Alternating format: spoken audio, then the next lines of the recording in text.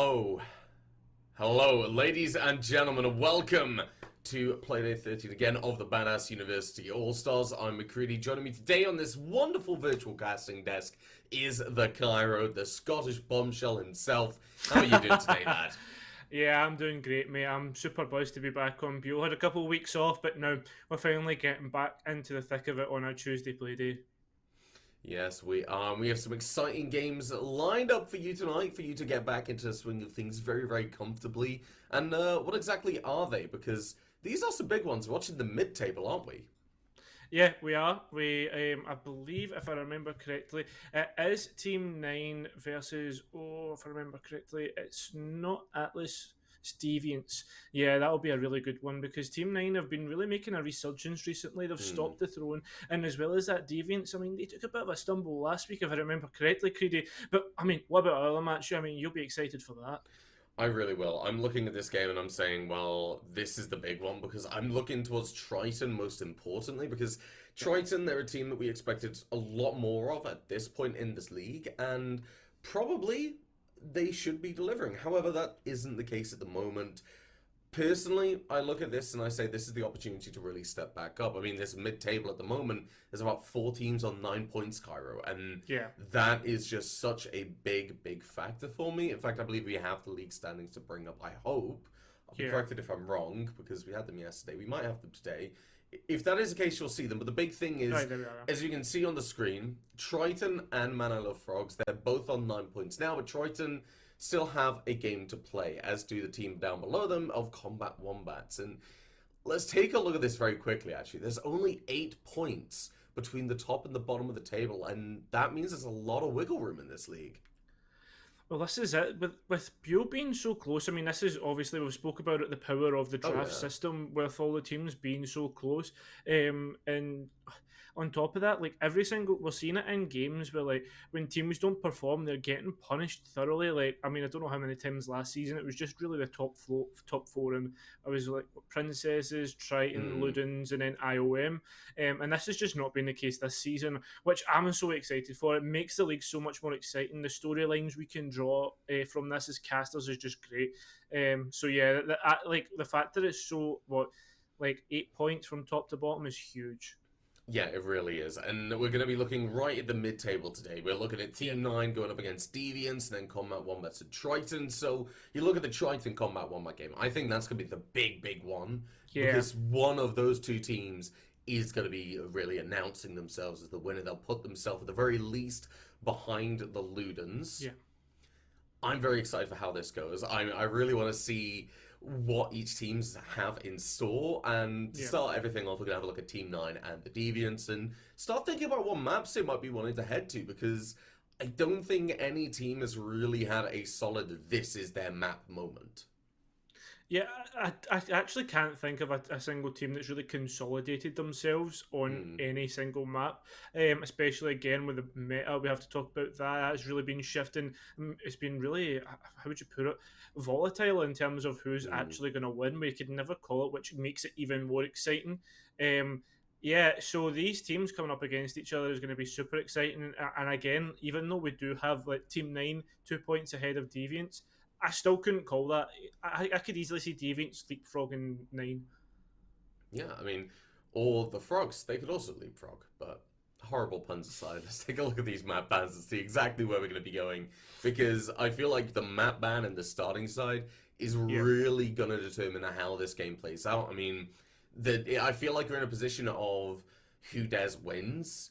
Because yeah, if you're going to be going for one of these off meta picks, well, not off meta, but off default picks, like you go yeah, away from your Oregon, CAF, Villa, and Club, if you're going away from those maps, it's because you're confident that you can win. You're yeah. wanting to go and catch them off guard. I feel like that's the big thing that's going to be the defining factor. Is that the case, though? Let's take a look at the bans and find out. Consulate and Club, obviously, the two autos. So I believe this is is this the right teams? This seems to be the wrong teams so far. So just Wrong so team, you're right not ban. confused, yeah, we're not going back to Atlas and IOM, but I Hmm. believe these are the correct bands. Coast and Chalet, so that's the three chaotic C's straight off the board there, Hmm. Keedy. So we will be heading to a more structured, but I mean, I don't know if you can call it structured with this current meta going on. So I mean, out of the remaining of, I think it's like Clubhouse, Villa, and Oregon, what do you want to see, Creedy? Oh no, it's Um, not Clubhouse. It's yeah. Villa, CAF. It's CAF. Sorry, not instead of Clubhouse. Yeah, and speaking of CAF and Oregon, they're both going to be taken away, so we will be heading to Villa. I feel like the more flexible of the three maps Yeah, there, because you look at CAF, it's a very defender-sided map. You look at Oregon, it's a very default-orientated map. There's not much you can really do to catch the other team off guard at this point yeah, in a meaningful way. If you're doing yeah. something else, it's got to be a reason, it's got to be thought out, it's got to be really well prepared, and Mhm. that's something a lot of teams really struggle with, especially down in this level. Villa, I feel like this side isn't as up to chance on who gets first ban, who gets first pick, Yeah, because it's a defender-sided map inherently. But in my yeah. experience, Cairo, I found that a really good attacking team with good aggression and coordination could definitely make it their own. Yeah, well, I mean, we've been seeing that in the cases of, like, for instance, when Triton was playing Ludens, Triton really thrived on the attack, and IOM as well against, I believe it was Deviants. The attack was really strong, and I Hmm. could easily see, with that being the case, that Deviants might crumble on the defense, but obviously, I mean, we'll need to see if they have improved because Deviants, as we know, have been putting a lot of work in, have been doing a lot of scrims. So have whether they've made that improvement or not is Hmm. something that we'll need to see. And something that we talk about, Creedy, is I always like to call it the Romer Highway. It's similar to that on Oregon in that bottom floor, with the fact that Yeah. there is the basement and those three staircases that can cause so much bother.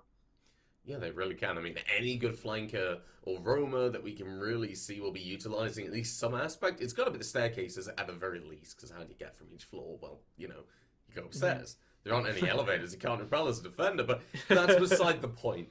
The Villa, it does lead its way to a bad attacking team, if or one Yeah, that isn't as experienced, then that allows the opportunity for the defenders to punish them. That's what I really like about it. And some yeah, maps, you look at Oregon, it's very difficult for roamers to catch off an unprepared team.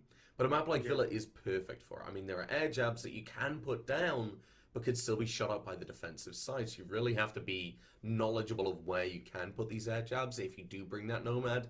For example, yeah. Astro Stairs. I have walked up in my time playing in Unity. I have walked up those Astro Stairs, waited for a gunfight, and shot the air jab so many times. I just Yeah, come behind a team, and then you take control of 90. It's such a powerful way for a yeah, defender to upset the balance, which is why, like I said, a good attacking team can make it attacker sided, but they need a number of really, really strong parts of their attack. That is yeah. aggression, coordination, and most importantly, awareness. Awareness of what's going on. Are you being flanked? How are you going to stop that flank? What are you going to do if that doesn't work? Yeah. And then you also need that contingency plan at the end, don't you? Yeah, without a doubt, we're going to need to see what contingency plans are in place. But I mean, something that we need to talk about, Creedy, is win Hmm. conditions and how these teams utilise it. Whether it's getting the plant down, whether it's denial. I mean, the thing is, though, we've been seeing a lot of win conditions because, again, the game is very fluid right now. Mm. So, what would you be expecting to see from these teams in this aspect? I'm expecting to see aggression, especially from Yeah, these teams. They both realize what is at stake here. There's yeah, only 1 point between the two of them at the moment, so they do really need to start stepping things up. They do need to be able to just get out there and yeah, leverage some of that distance. So they're going to have aggressive plays. The defense, I'm looking in particular to be bringing aggressive lineups. I mean, think about Alibi with the yeah, 1.5, your Bandits, your Jaegers, your Lucy's, your Arunis. Just any operator that can really do a lot of damage on the defense. That's what I'm expecting to yeah, see. Although we could see the completely opposite. We could see these teams realize that, oh, well, we're in such a tentative position. We don't really want to give away anything. And in that case, it's a game of chicken who cracks first. If the defense, yeah, they say we're going to turtle in, we're not going to worry. We're going to hold our ground. yeah. As if you've got a good attacking team that can get that aggression, I see it going their way. Yeah, without a doubt. And I mean, this is the way Oregon, Oregon, talking absolute nonsense. That's the way Villa's going. I believe there is actually a game going on right now between Damwon Kia and Dark Zero. And on that game, we are seeing the Mm, attackers again take a 4-2 split. So that I get, we can clearly see that the attackers do have some favourability on this map, but it's whether, again, as you said, that you are good enough to do that. You do have the kind of ability to make sure that you're putting the contingency plans Mm. in, like drones, putting nomads down, make even gridlocks or sand cams. There is loads of utility that you can utilize to actually go forward and, I mean, take the game as your own. But whether we can see these teams actually emulate the pro teams is another thing coming. I'm gonna be honest. If you're in Mexico right now, you probably are good enough to have a very good attacking side on Villa. But Yeah. the question is, are the teams here good enough themselves? I mean, I'm looking at the rosters and the lineups themselves. Yeah, they actually are quite skilled. That's what I like about the drafting Yeah. system you brought up earlier. You've got a very nice breadth of talent. There's very few teams that are seemingly overpowered, and you can look towards them as teams like Triton, teams like IOM, which have the Yeah. returning rosters. So I'm not gonna ask for predictions, Kyra, because we kind of reached that agreement together that we can't really make the prediction right now, can Yeah. we? I mean, we know that these teams are evenly matched. We know that they're both skilled because they're in the similar level of that leaderboard. But Yeah. the only question is, how long is it going to take for the winner to actually show their face? Yeah, that's just true. I was just having flashbacks to when we said we were going to give our predictions on the final round of a certain CCM cast. Oh, that was magnificent. For those who don't know, Kyra decided to bet against me, and as soon as he finished his sentence, a C4 kill went off and took out two of his players. So currently, I am 1-0 in predictions. The question is, can Yeah. we change that? So, what predictions can we make? What can we look at a map like Villa and these two teams and say, what is on the board? What are looking to bring in, Cairo? Well, one thing that I know about the Deviants is when they attack, especially when they're attacking EVG, is the fact that they like to actually come from the master side. I mean, that's really a popular attack, but that's specifically what Deviants like to do. If you remember correctly, I believe it was like a read broadcast, or it was a kind of offline broadcast that Whippet and Toodles did.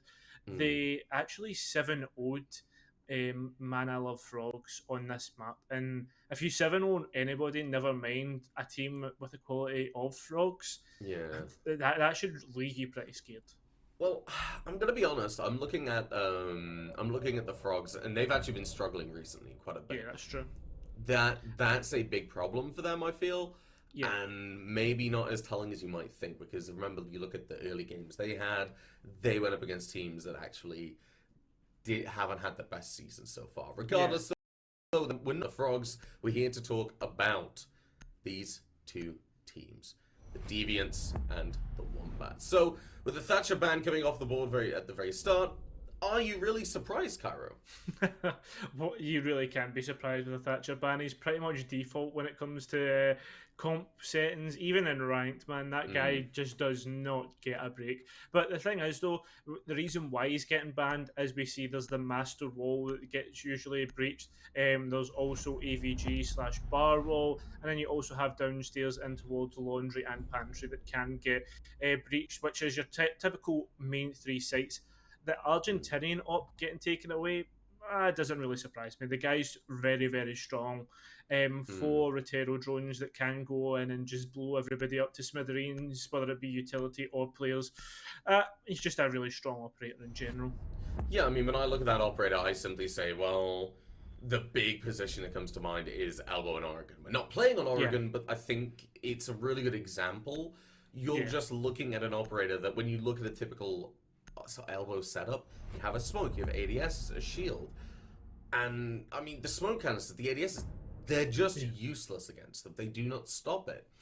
So that Flores Rotero can get down, and while it does buff Mute and Mozzie a little bit, it forces defenders into a very uncomfortable playstyle, which they probably don't want to deal with right now. So getting into the game, Flores and Mira are taken away on the side of the Deviants, and Thatcher and Valkyrie, two operators that are almost mainstay bans on this site. This is the thing, though, Creedy. Like, they're just so strong. I mean, Valkyrie gives so much information, and the fact that her Valkyrie cams can be hidden in like the deepest, darkest corner of a room, and you have to bring an IQ to identify where this Valkyrie camera could be. I mean, in she kind of has like almost a double negative for these attackers. Not only do you have to bring an IQ to try and find her, so therefore you're losing out on utility, it's also the fact that she gives so much information and has such a good kit. I mean, the C4 is just ridiculous at times. But it's good the fact that she did end up losing her shield, because the utility hit that an IQ can bring can be sometimes ridiculous. Yeah, it can. I mean, an IQ can clear away a lot of the utility, but I find in these metas, a lot of teams don't want to bring her, because the main reason she used to get brought in their lineups, which was regularly on the board, was because Echo was a much stronger operator, and it was more of a toss-up between Echo and Maestro. That's what I noticed, but as soon as Echo gets banned competitively, IQ doesn't get brought as much, because you don't really need it. As a result, though, Valkyrie has got stronger, and you can hide those Valkyrie cameras, and that is why I feel she's been banned quite a bit. Because of that impact she can have, suddenly teams not bringing an IQ, they're falling victim to a lot of C4s, and I feel like, regardless, we're gonna see that being the case anyway. Deviants, though, they will do what you said, Kara. They will be going for an Astro Master take, and they will have one big problem just to start them off. Yep, that one big problem is the roamers that we talked about previously. So a lot of drone work going to have to be done here by the Deviants. We do see Scuba Steve is on this rappel here. That is Jackson Danos. He is trying to find out where this Mozzie has gone, but she...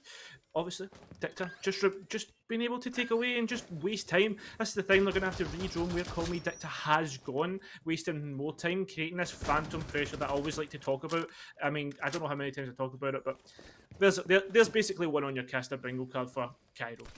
Yeah, and I mean, it's quite full in the Bull side, but it doesn't really matter because Magpie is able to find this opening kill. The Jackal Scan will come out and give the information, but JMX just wanted to peek anyway, so, well, opening kill in favor of the Deviants. Now they have a big problem. That is this 90 position, and this Maestro camera that's looking to deal with utility. At the very least, call it away. Magpie is going to start moving down, but the information is still going to be there. The Zofia can't really get around and deal with it. Neither can a Nomad. Neither can a Jackal Yana. But right now, Call Me Dicta is on the right stairs. Hasn't actually been droned out. We'll be able to find one kill up to James Earl Grey. As Nom the Dom finds Magpie, and suddenly the turns have tabled. Wombat with one player advantage, soon to be even up by Soundanos, putting us into a 3 versus 3 with a minute 10 left. Oh no, Vulcanoid's cut.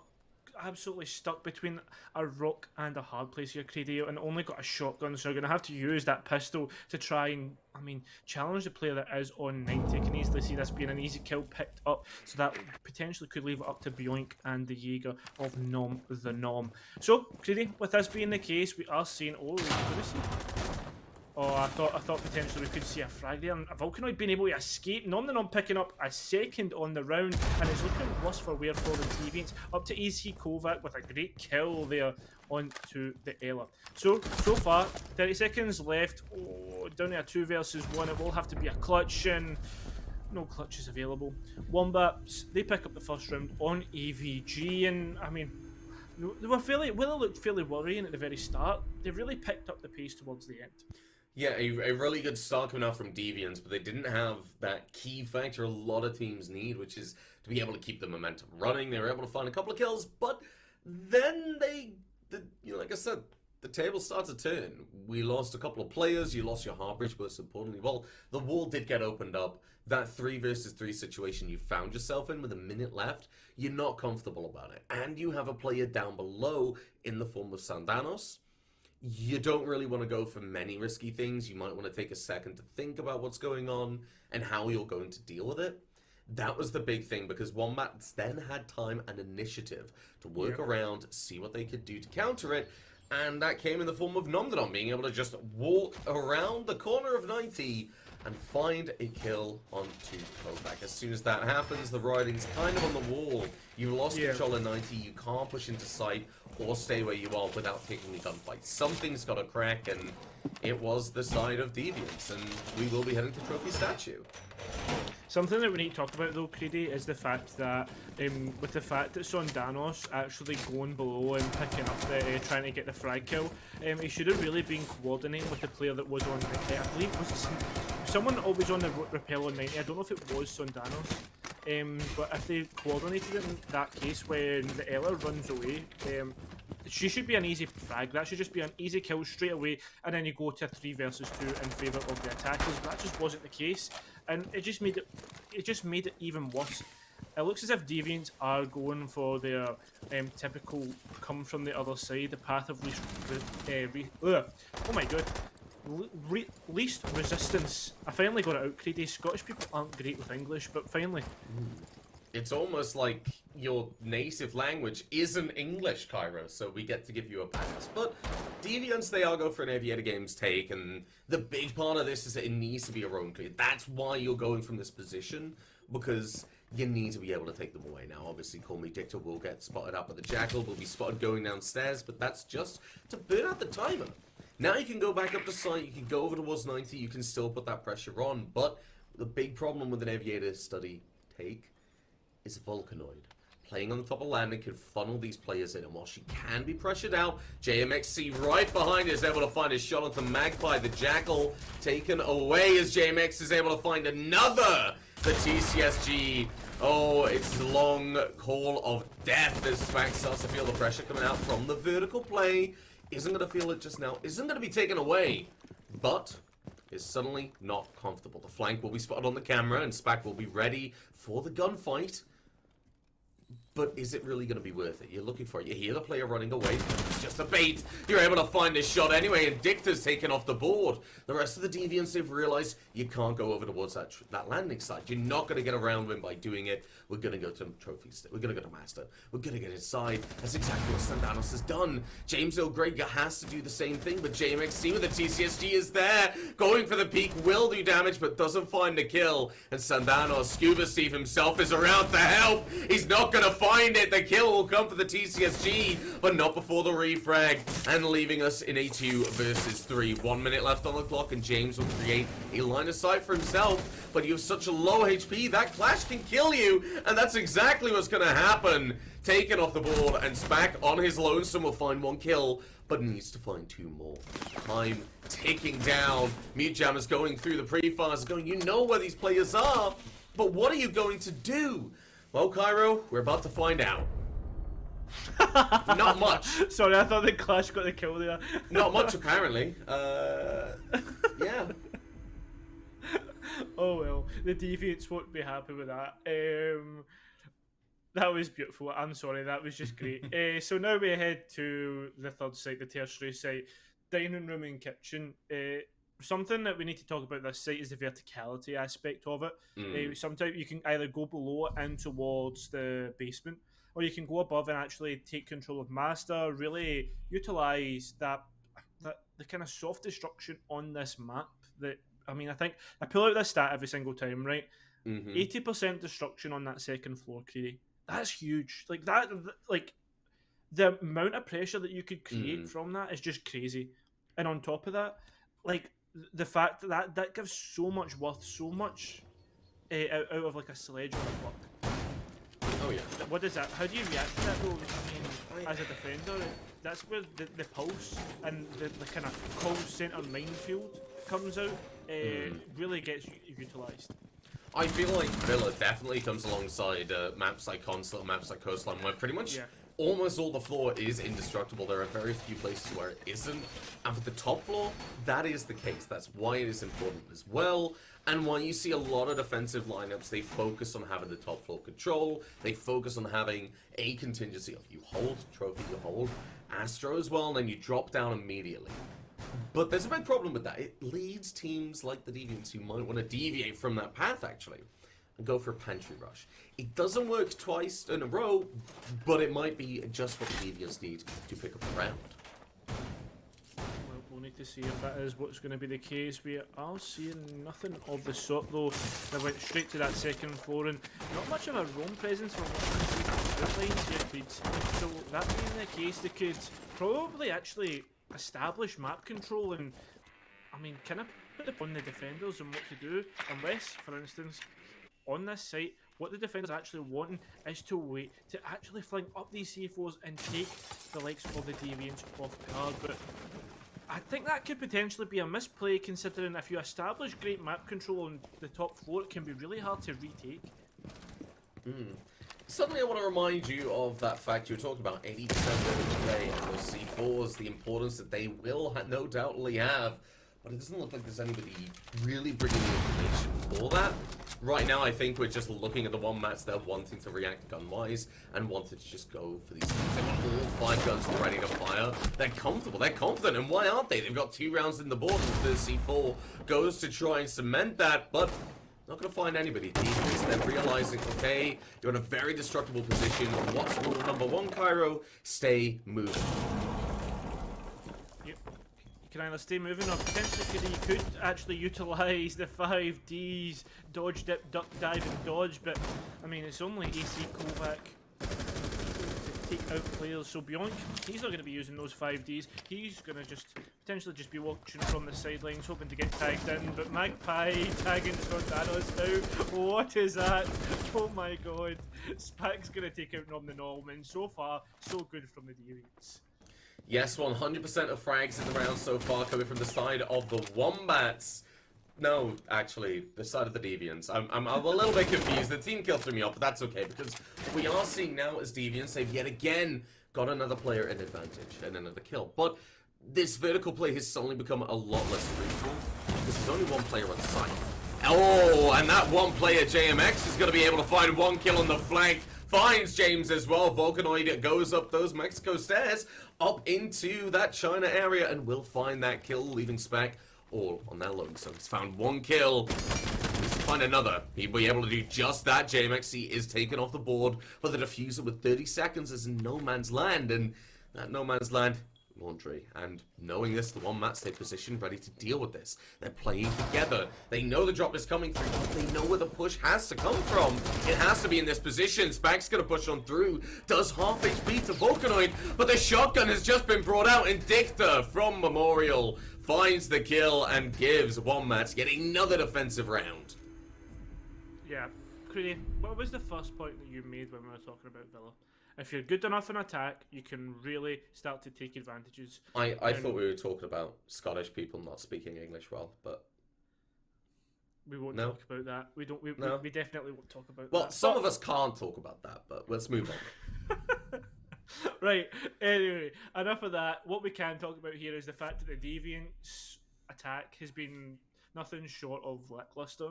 I don't mean to be harsh, but I imagine the Deviants will be feeling it themselves. They've been 3 rounds in a row. They've been able to take some advantage, you could say, I guess, apart from the second round, and then they can't really convert this into a proper execution, into a proper round. It's just. It's kind of heartbreaking in a sense, Creedy, because you're thinking to yourself, like, these players are good, like, they can really take advantage here, and then they do stuff like this, where we're seeing getting taken completely off guard in Laundry, and just not doing the proper work that they need to do before they go towards the execution, like, throwing out where the people are on site. It's just, it really is heartbreaking. Yeah, I know you're a big fan of getting involved with some of the NA talent and casters around Siege and their opinions, and one that I've heard from, I believe it was Chief, it might be Stickler, don't quote me on that, but it's not important. What I'm about to say is, a lot of teams at this level, they know the A and they know the B. They know they're at A, they need to get to B, and then they say, okay, we're here, we've got this immediate control. What do we do for the mid round? We know we've got to execute, and we know how to, we know how we're going to execute, but for a lot of that mid-round, a lot of teams will seem to struggle because they're not really sure what to do. Yeah. And in that's the point. You need to be doing the flank watch. You need to be watching for plays like this as Dicta's able to find Sandanos. It's the case of the mid-game being a big issue for Deviants. We've seen that in pretty much all around so far.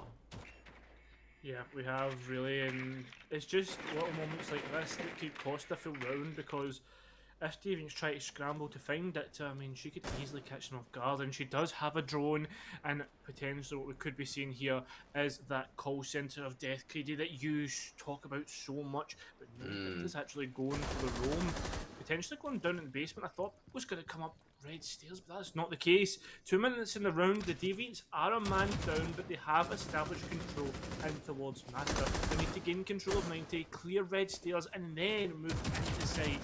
But will they be able to do that, Creed?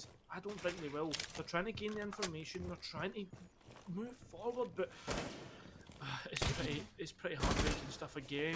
On the Norm is going to be the first barrier that they have to try and overcome. He's just playing passive. That's the right thing to do. Just cause bother and more time being wasted. We're hitting a minute 30. The frags will surely come as 3 players are just stuck in the same place. This could easily be a C4 triple kill.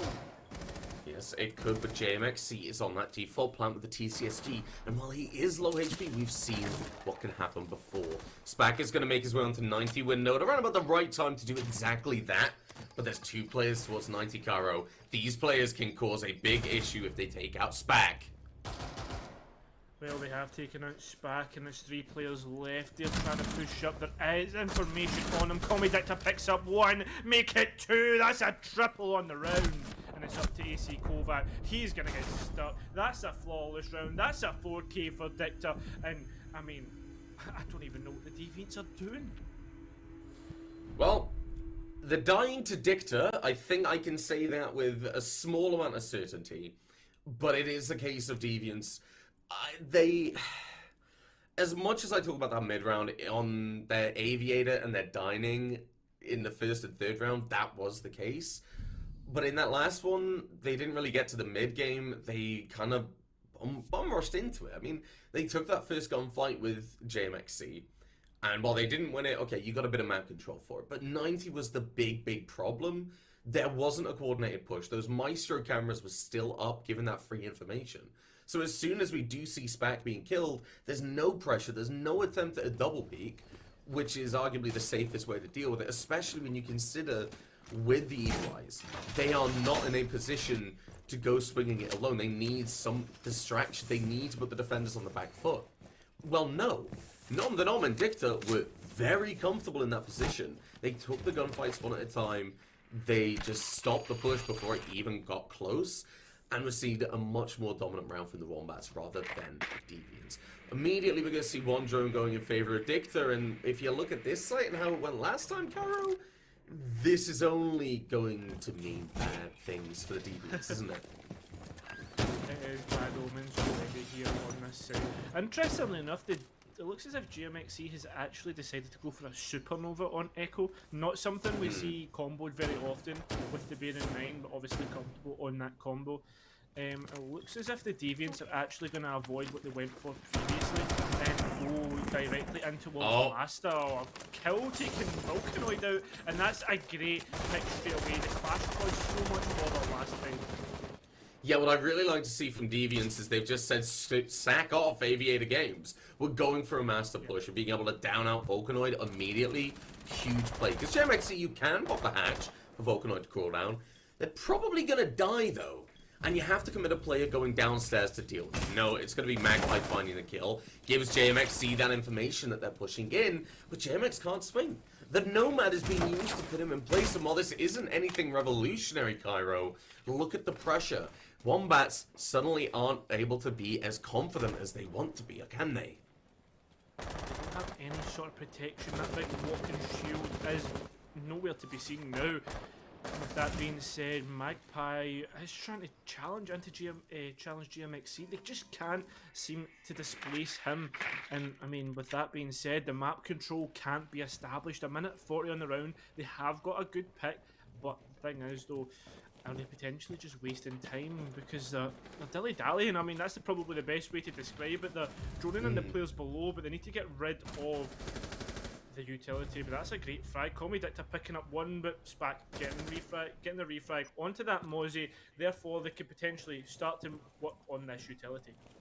Yeah, I can look at that downstairs play being fruitful. You still have a minute 16 left, and you have the information. You're putting Echo in such a horrible position that Nom has to be worried that JMXC is going to fall. But you also need to be worried about this bathroom, because your shield has just been taken away. 2 players are in there, and 1 is ready to push up from Astro Stairs. They can cover the flank, but Nom decides to go instead. Go for the flank, but you're just unable to hit it. Kovac finding that frag. A minute left, the rotate comes around. Kovac finds another! JMXC with the shotgun finds 2, but can't find Spack. The Deviants pick up their first round in 5 rounds, and Cairo, it might be too little too late, but that is a momentum and motivation boost for the Deviants. That certainly is, but one thing we need to say, they need one more round. One more round is left. It all comes down to this. They need this round to try and get more breathing room. Something that we can say about Siege is it's really interesting on the point of sometimes the way the bans work out, it can just mean that splits are either defender or attacker sided, and this is what we could be seeing on Villa. There is still hope for all the Deviants fans that are in chat. So, with this being said, we need to see the Deviants win this round to make it a natural 4-2 defensive split, which we're used to seeing. But the question is that I have is, do they actually have the capabilities of doing this? We could maybe put down the last one to get lucky on that kill on the clash. But the thing is, though, there is no clash this time. Maybe, for instance, the Deviants have just warmed up. That might be the case, and if that is the case, then we need to see a massive shift in how they play. There needs to be more coordination, but there are good signs. They have shown that they can see what's going wrong at the moment. For example, they were like, okay, well, last time we went for an Aviator Games push. Well, let's not do that. Let's overpower them in Master, because when we went there at the end of the first round time we were going there wasn't much pressure there. There wasn't much pressure at that moment, so let's go for it. What's going to happen now? Well, we're not really sure, because Wombats, they've changed up their style. They have that closet set up that can be used, but I think JMXC is just going to bait it, make them use a utility and back up. Or you could just play in bathroom. You could cause a lot of issues. And you don't fully commit to the bit. You can get away very easily. And most importantly, you can choose the engagements you're taking, just like this one, or for a swing onto that closet window, Cairo. Closet window is certainly a place that you can be funneled in, but I think this is really interesting from Deviants. They're placing a lot of pressure on towards downstairs. There's a lot of commitment down here, and we do have Dicta on the roam below. So again, with how she's been playing so far, I can easily see her picking up 1 or 2 frags on the round. But I don't know about this play here. I don't know what they're trying to do. Obviously trying to get utility off the wall and then later go for Master, but surely you can establish pressure and establish map control in Master and then get the kill. But Spack has here, swings and a great shot, shuts down Dicta's roam, and that'll be great for later in the round considering how much work she's been getting recently. Yes, yet again, we're seeing the opening pick going in favor of the Deviants, and damage will be done to Nomdedom, a player that has also had a massive fragging presence in the side of the Wombats so far. Sandanos will be rotating around to 90, looking to open up another avenue of pressure, and this is a good decision. If you're looking to take control of Master and over towards that landing area, you start pushing down now. You get that player, get ready to put the pressure on, because as soon as that push comes from both angles, Wombats will be divided. Sandanos is in the right place to do this, but the rest of the Deviants aren't. So there's going to be a little bit of time that's going to be wasted while you move these players around, but they're not wasting it in the traditional sense. They're getting their players over towards the right spot. Right now, though, Volcanoid is going to make sure that Kovac isn't, as Sandanos and Magpie look to go for the push. A 2-2 split over towards Master and Trophy. I'm okay with this, because you still have the key players that you need. As Bonk's able to find a kill, Sandanos gets the refrag and starts moving on through. Spots Volcanoid, doesn't find a kill, as James Earl Grey is able to find JMXC. It's down to Nomdedom, and Volcanoid, oh, Nomdedom's gone! Volcanoid trying to get the refrag, but James Earl Grey is just a little bit too strong for that cup of tea. We'll be able to find the kill, and Deviants will get another attacking round. A 4-2 split, Cairo. Is it good enough? Finally, we see Deviants being able to take the second round. It took them to the last kick, but hey, who cares? As long as you get it. And if we look towards this, it looks as if Spack is actually the man on a mission for the Deviants so far here. Craigs, he's the one with the highest match rating, but look towards Wombat. I mean, their players are really popping off. They're really providing a lot of worth on this game. But, I mean, the roles are flipped. Things go differently now. We now see Wombats having to attack the Deviants defense, and we talked about it before. Deviants do like to do a lot of preparation, whether that be warm-up scrims, scrimming in general, and that being the case, maybe they're just more capable or more comfortable on the defense because they have these strategies, because they have these preparations. Because I mean, sometimes attack can just be hard. Yeah, let's be honest. I mean, if you're developing strats for a map, you focus on the defense first, unless you realize attacking is a big issue for you as a team fundamentally. But here's why. On the defense, you have a lot more freedom on how you can play. Your roamers can get a lot more aggressive, a lot more confident, and essentially see the playstyle that we've seen from the Wombat players so far. Whereas the Wombats, they need to actually tighten it up quite a bit on the attack. They need to have that game plan coordinated. They can't just say go on the road. No. They need to have a game plan of we clear up this position, you need to be here at this specific time. And that is something that you see from better teams in the league. However, the question is, are we going to see it? But we still have a little bit of time before we actually work that out. But so we could talk about what's in front of us and what the Wombats will be seeing. Trophy Statue, a heavy extension with 3 players. Still, it's not too uncommon, but it is in Buell, Cairo. We don't see it often.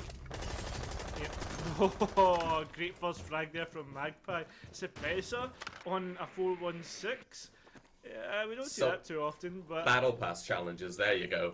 Oh. Oh, well, that does be looking like the better base. But anyway, we have Magpie still persistent on the roam. Sundanos has dropped below to maybe try and support any pushes coming from Kitchen. We'll need to see, but looks as if Wombats have actually refocused their attack and going towards Study. This could really take off the Deviants by surprise here. But I imagine they'll have some sort of, yes they have, they've gotten the Rooney to be that first barrier, that first defensive player to try and overcome. Yes, now we are seeing that this Aviator wall is soft, but that benefits the actual side of Deviants quite a bit actually. You're looking at Kovac, you can sit down below, you can shoot these lines of sight that have been made, but more importantly, when you think about a retake scenario, Deviants, they can use that line of sight as well. They can swing from vault, they can swing from landing, they can put all of this pressure on the Wombats, who are a player down. And with the timing of realizing that Kovac has been droned out, they have to be very, very careful, Cairo. Time is ticking down, and no doubt the Wombats are talking about what can happen. What will happen, though, is James Earl Grey taking a little bit of damage, but Sundanos not being droned out. And in this position, at this stage in the round, this can be massive. Goes for 1 kill, is able to find one, looks for the second player. Nom the Nom's getting taken down as well. Kovac finding Bonk, and I was about to say that one edge of the spear has been blunted, but you've just been thrown up against an absolute concrete wall for the side of the Wombats. Volcanoid all on their own, the pause will be called out for the next round, so let's use this time if you're the Wombats. You have a lot of time to talk about what's happened. This is it. Well, I mean, there's a lot to talk about here. We are seeing a resurgence from the Deviants. Sundanos on a godly roam below. I thought he was trying to support his roaming, but no, he stayed down there. And, well, I mean, think of everything that he did. One thing we have to give commendations for, Crady, is the fact that the Wombats really, how would you put it? They really decided to do something that we don't see too often, and that's actually adapt to what there was in front of them. I mean, obviously there's that roam, but something that we could also see here is the fact that when they did that adaptation, it's kind of played into the Deviants, because all they really had in terms of... Oh, okay. Right. Well, we're coming Sorry, back. Yeah, let's keep talking about what you're saying, because that's such an important point, is the fact that they're looking at this, they lose the first player, okay, let's get to work. Yeah. Let's rotate around, let's take this from a different approach. Yeah. But apart from that, so when they did that rotate, what they didn't realise is the fact that when it comes to that kind of roam, there wasn't really much commitment from the Deviants. Like we saw, there was Sundanos and we saw Magpie kind of trying to do some work, but really what they did there was actually end up playing into the Deviants' utility play in terms of those are 2 Aruna gates. There was also, I believe there was a shield deep in towards Vault, and then what you're doing there is you're putting yourself in a position of, well, now we need to do more work. We've already wasted time initially droning out towards the master side, so we're making it even harder. And then I've said it, for instance, where like they did get success out of it for the most part, the time for getting the plant down would be really worrying from my perspective.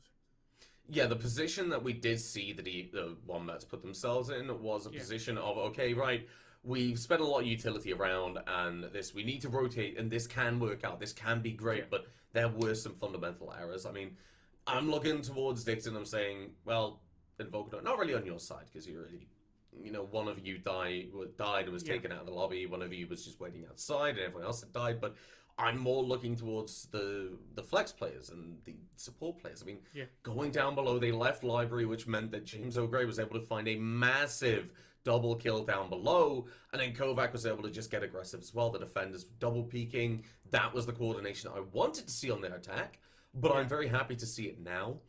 And it's exactly the position you see. Even before then, you're at a spot of you need to be fast, you need to just commit to the bit because you don't have time to go for a rotate. You are going up those main stairs. You are going in through study at that point. So you need to make sure nothing can go wrong, even if it does take a few of those precious seconds. Getting the Gemini, I mean, yeah. you can say that, oh, maybe they didn't have enough drones. No, you had a Gemini, you had a Yana, you had the potential to get the information.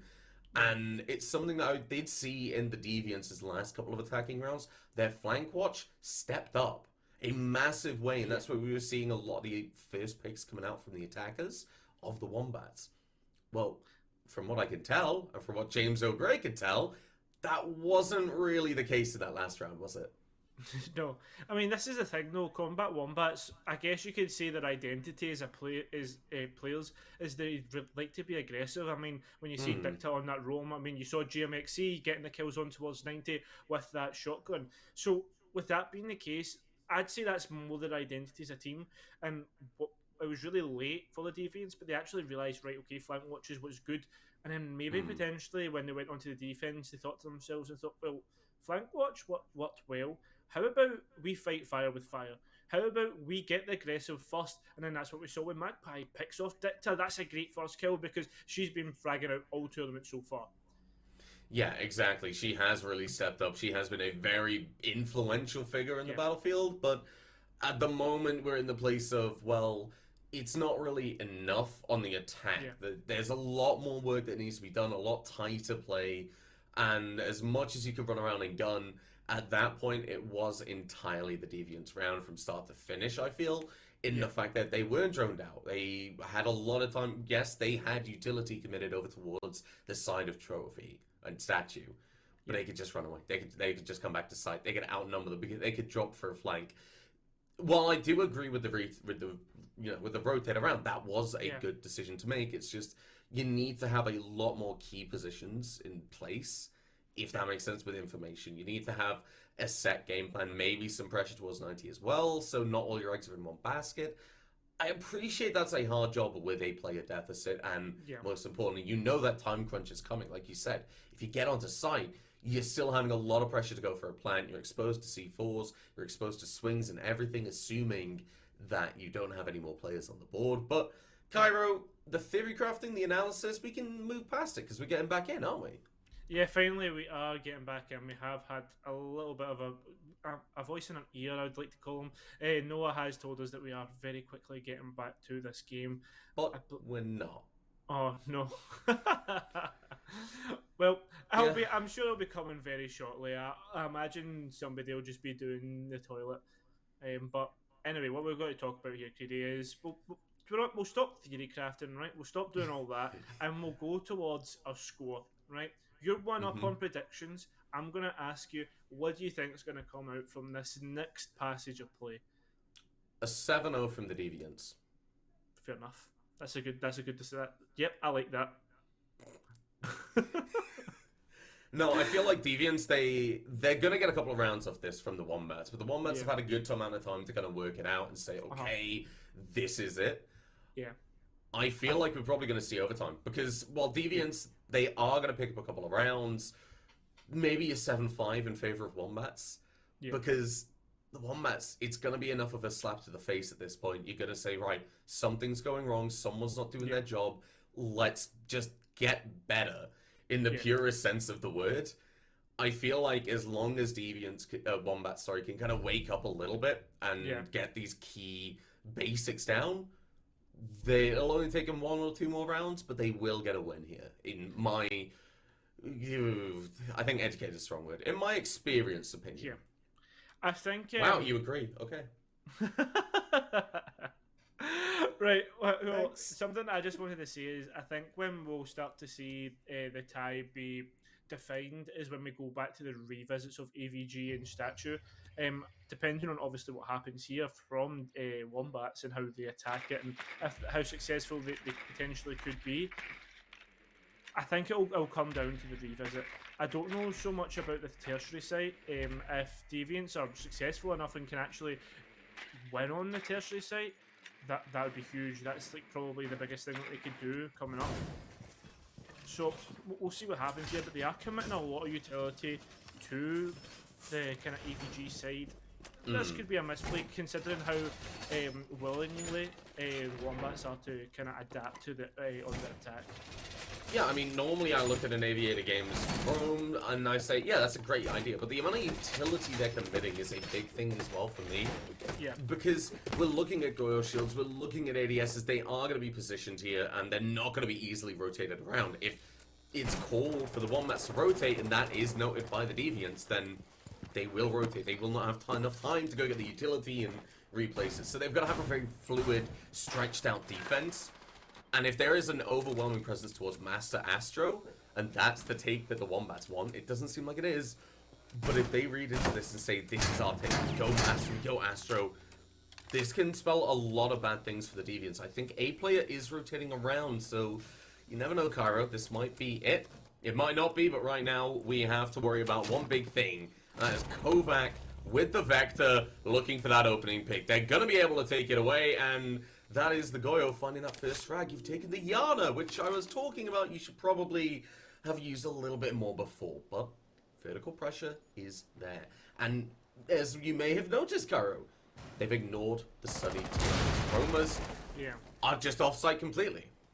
Yeah, they could really actually, if Wombats wanted to, force the issue with just the man count, but I mean, we do have a Vector that is starting to pop off, and something that I'm liking about this fixture, KD, is it's starting to get a little bit feisty. A few GNs in chat potentially could mean that this tie could hopefully not go the way of the Sonics last night, but certainly keep their way, keep going at each other.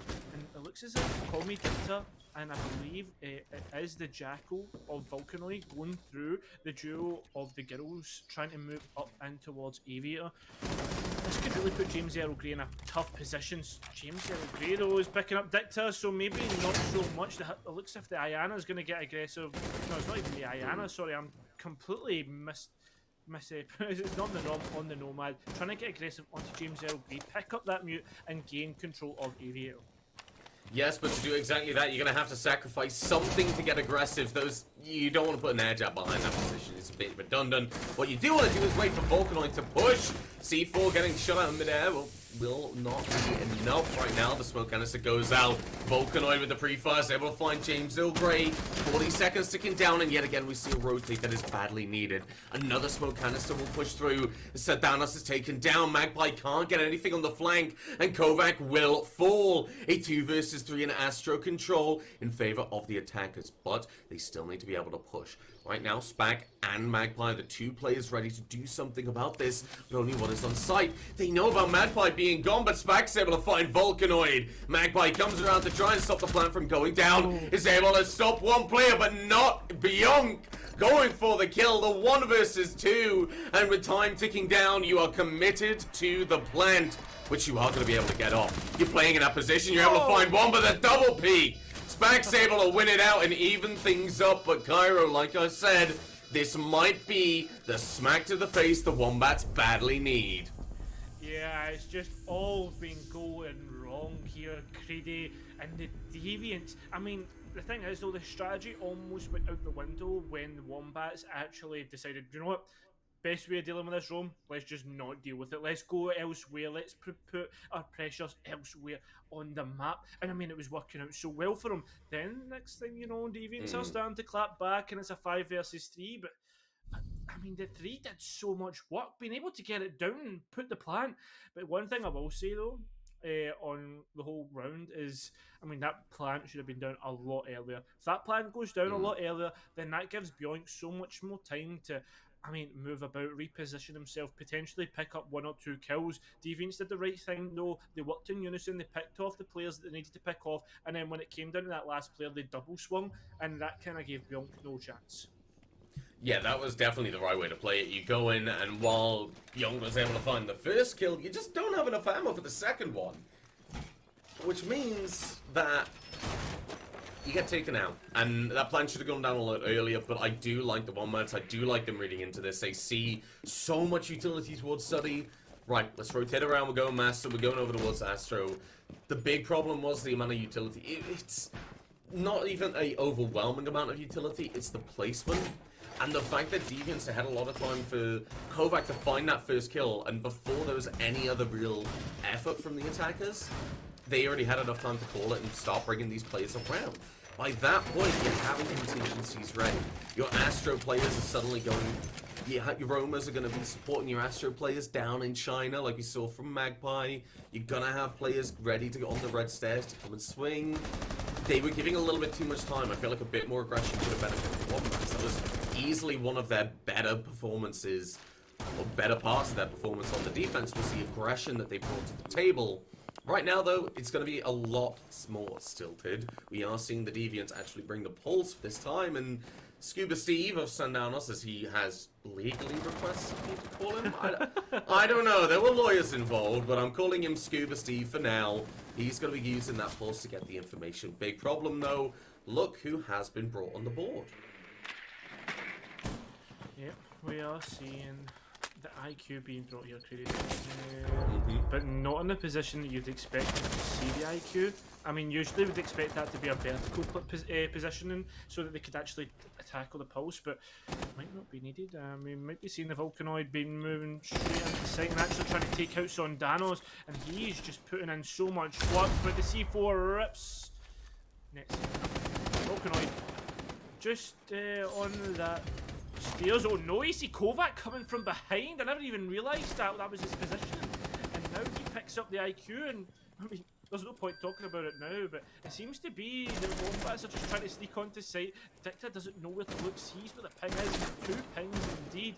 Can she pick up her entry? No! Can't put it into the dirt. Magpie getting refragged.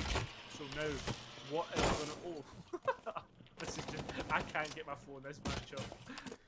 Yeah, know that I'm a little bit unlucky with those were my magnets right now, and I'll catch you up to speed if you're a little bit shell-shocked from what happened, but yes. Kovac down over towards this pantry stairs has got a very powerful position, because when this push does come through, and it will, from the Wombats, a 3 versus 3 with a minute left, they're not going to use this round to fight and lose advantage. But the information's on the favor of the defense. Sundownos going with the swing, is able to find 1 kill. JMXC and Bonk, they have to go together. They have the diffuser, they have utility. 3 flashbangs and 2 frag grenades, that's a lot to work with. Yeah. But 40 seconds isn't a lot of time. Frostmats are on the board. There's one my impacts as well. You need to start clearing the utility now if you're going to get a good usage out of it, and that's not going to happen. JMXC starts pushing the Memorial. Will spot the first play. It does some damage to Sundownos, but has to push in. And now the defense, well, where is their attention going to be? Is it the player over towards the probably might have something to do with the player looking to creep up red says, if I'm not mistaken. Bonk, though, will be falling to Kovac, and JMXC is all on their own. The SMG comes out, but it's not enough against the power of the UMP, as Canadian has made pretty respectable at this point. It used to be a meme gun, but let's be honest, at this point, it's a little bit of respect. Deviants, they welded that pulse very, very well. The IQ, the big problem area, was taken off the board, and like you said, Wombats, they tried to sneak onto site, but they just didn't know where to look. They didn't have enough control. They didn't go for an aggressive play or for the vertical play, and those are the 2 mainly accepted ways to attack that site in comp. Big time. And another thing that we need to talk about here, Creedy, is now, after seeing a Deviant's perfect rotation of sites, we kind of have the confirmation that this is a defender-sided split. Deviants are 2 rounds away from winning, and the next 2 sites that they have to visit are, let's be honest, defender-sided, if you want to call them that. If we talk about old metas and old trends, not being the trend recently. So, what I want to talk about here is the fact that Wombats now have information on the setup.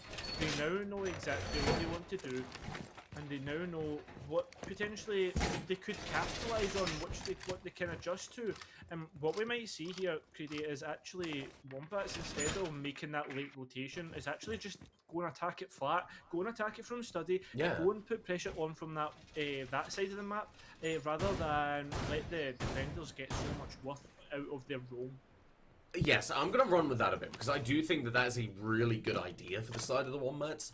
They're going to need to get in from main stairs, and they're going to need to do it fast. That means their joining has to be on point. Now, the spawns does look like they are going to be listening to you, Cairo, as I agree, they probably should. A lot of utility is stacked towards Trophy Statue, and right now, Wombats get it through main lobby, get up those main stairs so you can go for a double peek with whoever is pushing into study. That's such a powerful position. You need to take control of 90 and Bookshelf for now, but it needs the aggression. You can't give Deviants time to react. That's been a really big problem with your defensive setup so far, and that's why Wombats, they're just waiting a little bit to get on the push. Volcanoid can go up to that window and repel, can start applying the pressure, just like Nomdadon, just like JMXC. But the longer you wait, the more you can get coordinated. The droning will come out, and Spack will have to move a little bit, whether he knows it or not, to get it out of the way. The frag grenade will not be taken away, but definitely aware that there is a problem. The Glow Shield stays up, and JMXC is going to have to go for the gunfight against the Vector. Seeing the utility that's on the board, you realize this is a very difficult gunfight to take. You're going to need the support of Study. And this is where the problem comes in, Cairo, because going into Study, there are 3 key angles to cover that you can't afford to not watch. There's so much you can't afford not to watch on this site. Oh no, I thought Spack was going to get aggressive and pick up that sledge, but it's not the case. He is going to try and take a more aggressive positioning, no, and that could easily catch this sledge off guard.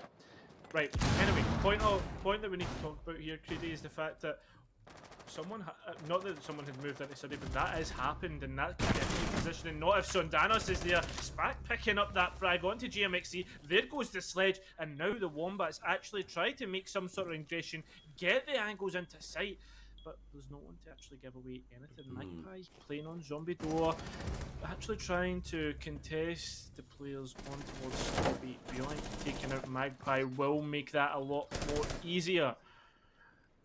Creedy, they need to try and execute onto this side. They need to get this bomb down, and with, I mean, maps and I guess EVG looking that much better, it can happen very soon. Yeah, but the big thing for me is I need to see Volcanoid doing something. He's left alone now in a 1 versus 3. The question is what? I mean, we were seeing the players push in, they coordinate. As soon as you see JMXC die, players are moving into study. I didn't see that from Volcanoid, and I hate being critical, but you just can't be in that position. You're holding an angle that isn't going to even be important. Looking from down below. You're looking for a drop, yeah, I get that, but the push certainly needs to be something that you are helping out with. Sundanos will be downed out as we look towards a little bit more positive and see what Volcanoid can do, but it does kind of look like another round to be spent on this study balcony, and Volcanoid is going to jump inside, but isn't really going to have an impact in the rest of the round. Deviants, Cairo, in a very anticlimactic fashion, will push themselves onto match point, and considering that they were 4-0 down a mere 6 rounds ago, it's actually a really big factor from the mental. 6 rounds without an answer, Creedy. 6. That's crazy. That just shows how good a performance Deviants actually can put in when they, I wouldn't say try, but when they actually have full concentration on the matchup. And when we think about Trophy Statue, it's going to get more worrying, because I can guarantee this, Deviants will make an adjustment to what Wombats were doing. Again, remember, Wombats went flat in towards Master. They did actually have a bit of, I'd say, diversity down below, and to clear out the utility, but Deviants were winning most of the gunfights until they started to lose the concentration again. But I think this could be easily a Deviants round coming up.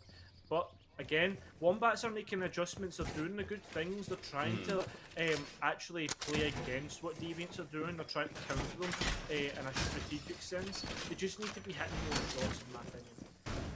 Yeah, and I do want to add on that the timing has got to be there as well. They can hit the shots, they have been able to, and that's something that they excelled with on the defense. But the timing is a lot more important on attack. Being able to coordinate these pushes to execute at the same time, because in the past couple of rounds, the two attacking rounds that we've just seen, their timing was a really big problem. We saw a kill going out in favor of Deviants, and very, very slowly announcing what they were doing. Like I said, I wanted to see Volcanoid on 90 window. I wanted to see JMX ready to push them in the stairs, and the rest of the players getting ready to push into study, rather than a player moving in and dying on main stairs, a player waiting outside on 90 area, and 2 players about to push into study. I want to see a bit more coordination coming out from Wombats. That's the big problem for me, but like you said, they've got to hit the shots, because no matter how good your coordination is, unless it is millisecond perfect, a bullet from a Vector for like Kovacs can just end it all. And while he will be losing that Aruni Gate, he will not be losing the ADSs to support him. The flashbangs will be doing that, and the frag grenade will displace him without Kovac being able to find a frag. So a much better start for the Wombats. Yeah, a lot better to be seen here, and with ADSs actually, I guess, committed all the way onto this master door, it could actually end up leading with Nomninom or GMXE being able to actually go in and displace any sort of utility. But remember, Creedy, we actually saw a big problem from the defense. What was the fact that the mute jammer was placed centrally, so that could be easily picked up from the frag grenade, and on top of that, I mean, it could actually not get the full wall, but I guess that frag grenade that we saw is actually going to do its work and open up towards this site. So I imagine all roamers will be returning back very shortly. I do want to point out, so now this is using the FMG9, which is a good weapon, especially on the defense, but it's just not the favored one. Luckily, you got James O'Gray running that SMG11 and a shotgun, I presume, to make those rotate, but just a little interesting thing. Normally, I expect to see out those 2 SA operators, I expect to see the MP5K over the FMG9, but that doesn't really matter, because what does matter is how these players can use these weapons. Can Soundownos use this very, very aggressive angle over the split to try and find a kill onto the ace? Well, no, not yet, but you can put the pressure on. Wombats have yet to really make their way into the building, and a peek from James O'Gray is gonna make it a little bit easier. Magpie will get the revive, but they don't really know that. Soundownos, though, will be taken away by Bonk, and with 44 seconds left, Cairo, time ticking down, utilities starting to get cleared out, and this might be a bit of a bloodbath. It could end up being a bit of a bloodbath, but I see James O'Gray below. This could be a save up. Oh no, we're waiting to see if it does go off. If we do see this call coming through, but that doesn't matter. We're waiting. Spat has actually got that frag, and now with the diffuser going down, Bjonk is confirming the 40-second countdown to 45 seconds. Magpie on the retake gets taken out. James O'Gray and Spat left with it all to do. James O'Gray is low, and he'll be struggling when it comes to gunfights. They need to find this player on towards Statue first. They look towards and get taken out. Nom picking up the frag. Wombats with a clear take on towards site after they get the diffuser down. Well played to the 3 remaining players, and Creedy, we have a game in our hands. Yes, we do. A 7-5 is the best case scenario for the Deviants now, and Wombats, for you guys, well, 1 round to take us to overtime. That is a position you badly need to be in. Granted, you get less points, but you also hurt the Deviants. They're only going to get 1 from this game. If it does go to OT, you will get 2 if you're able to win it out in overtime. But just getting to overtime right now is the big, big thing. For me, that attack was much, much better. The Deviants, they were pushed out of positions like on that master door so much quicker, so much more effectively. They back up. They immediately say, okay, let's move away. Let's just, we force Kovac out. Let's get him out of there. And then the player of Soundownos played a little bit too aggressively. The Wombats were there, holding the angle, able to find it. And at that point, you have that player advantage at the very least. The coordination was there. They were ready to go for that execute. And that was the Wombats I expected to see a lot earlier into their attacking half. But coming up at the last second that you can possibly have at the moment. Wombats keeping themselves in this, Cairo.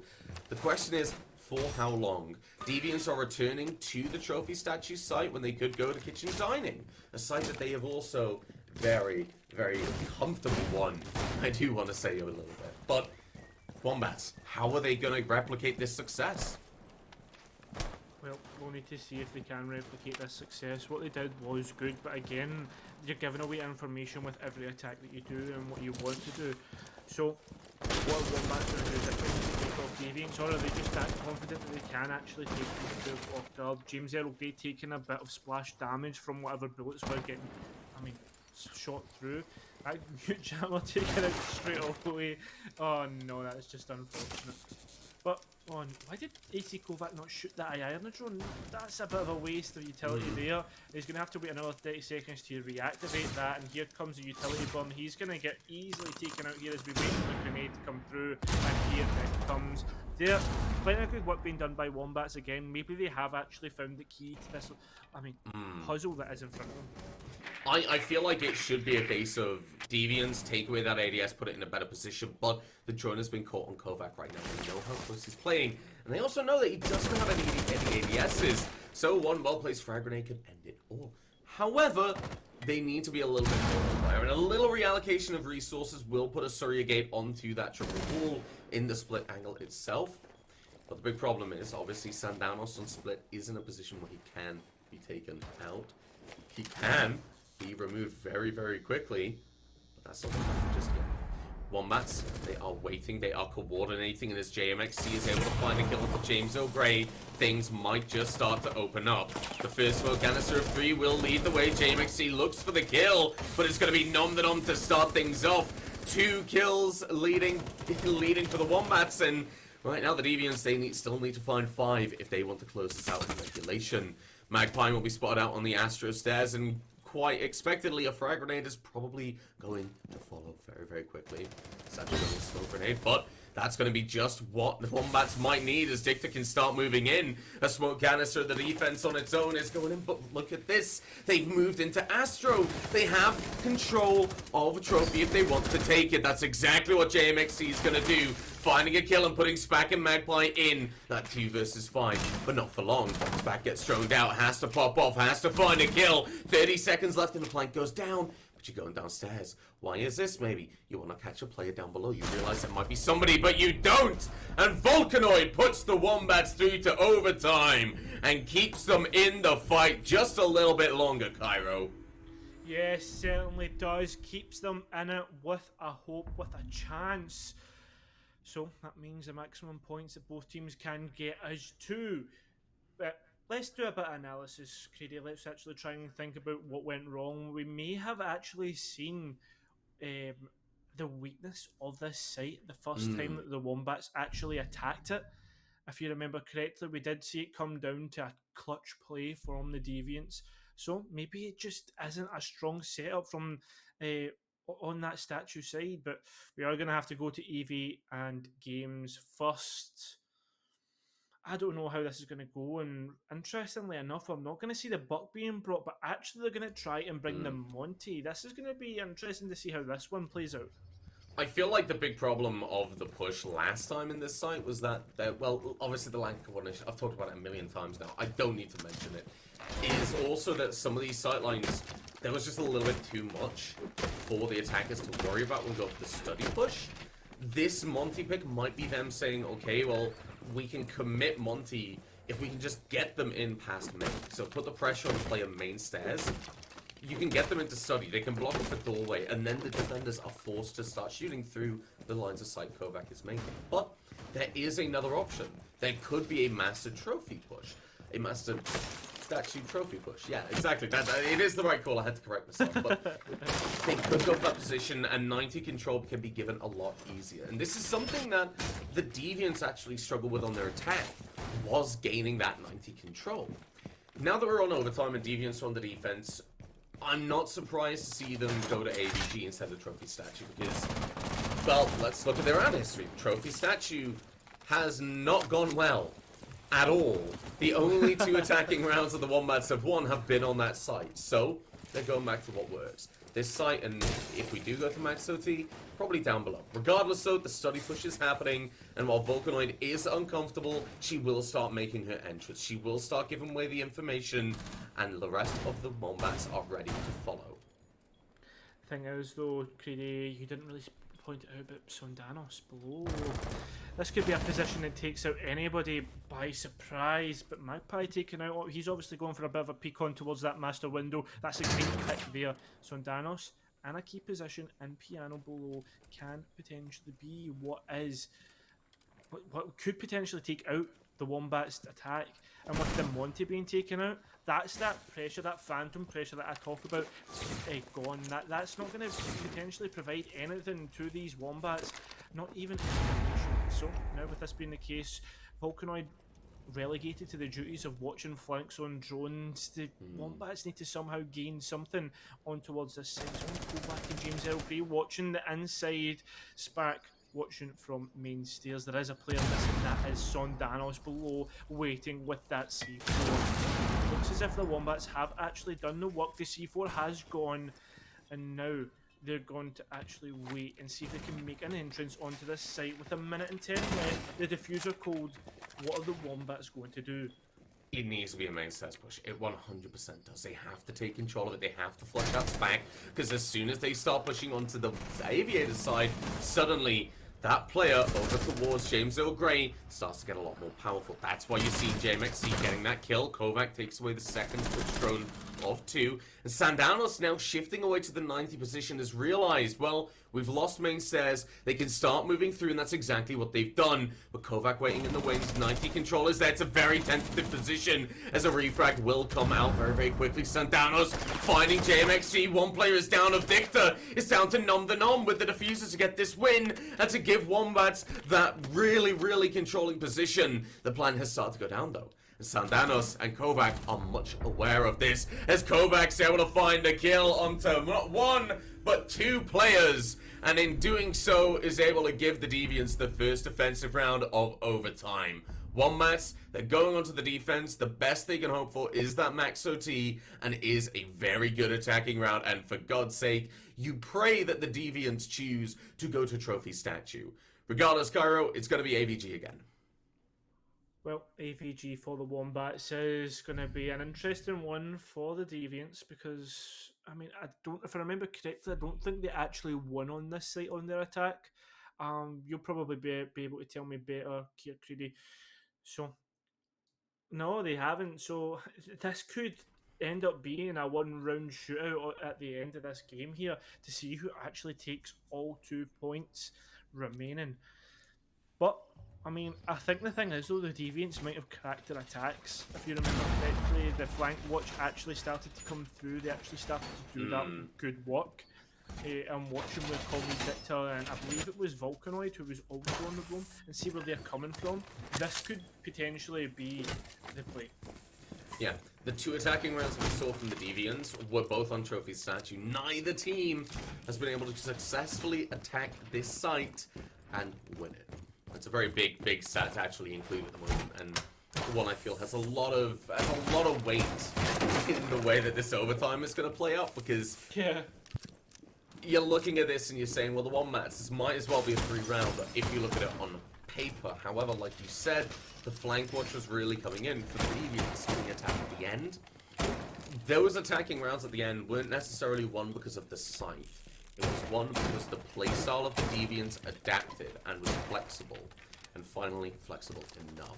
What we are seeing right now is that the Deviants, they do want to go for a master take. They do want to go for this long, roaming, roam player sweep. And that's a really good decision. They want to make sure that they do not mess anything up.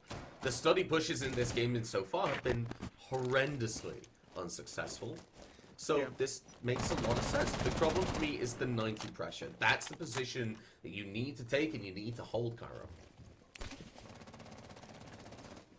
90, a huge position to hold.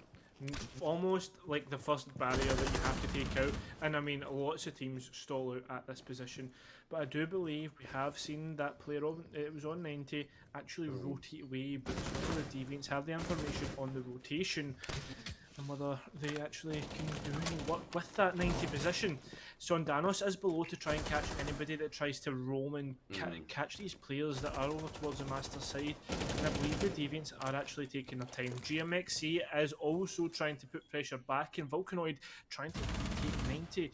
No players there to actually combat, so far the combat Wombats are doing pretty well.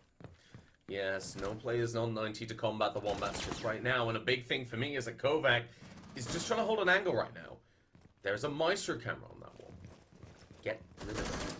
You can do that with your Sophia charges. I do believe that this is the case. I haven't actually seen it right now, but based on the setups we've seen from the Wombats, that is it.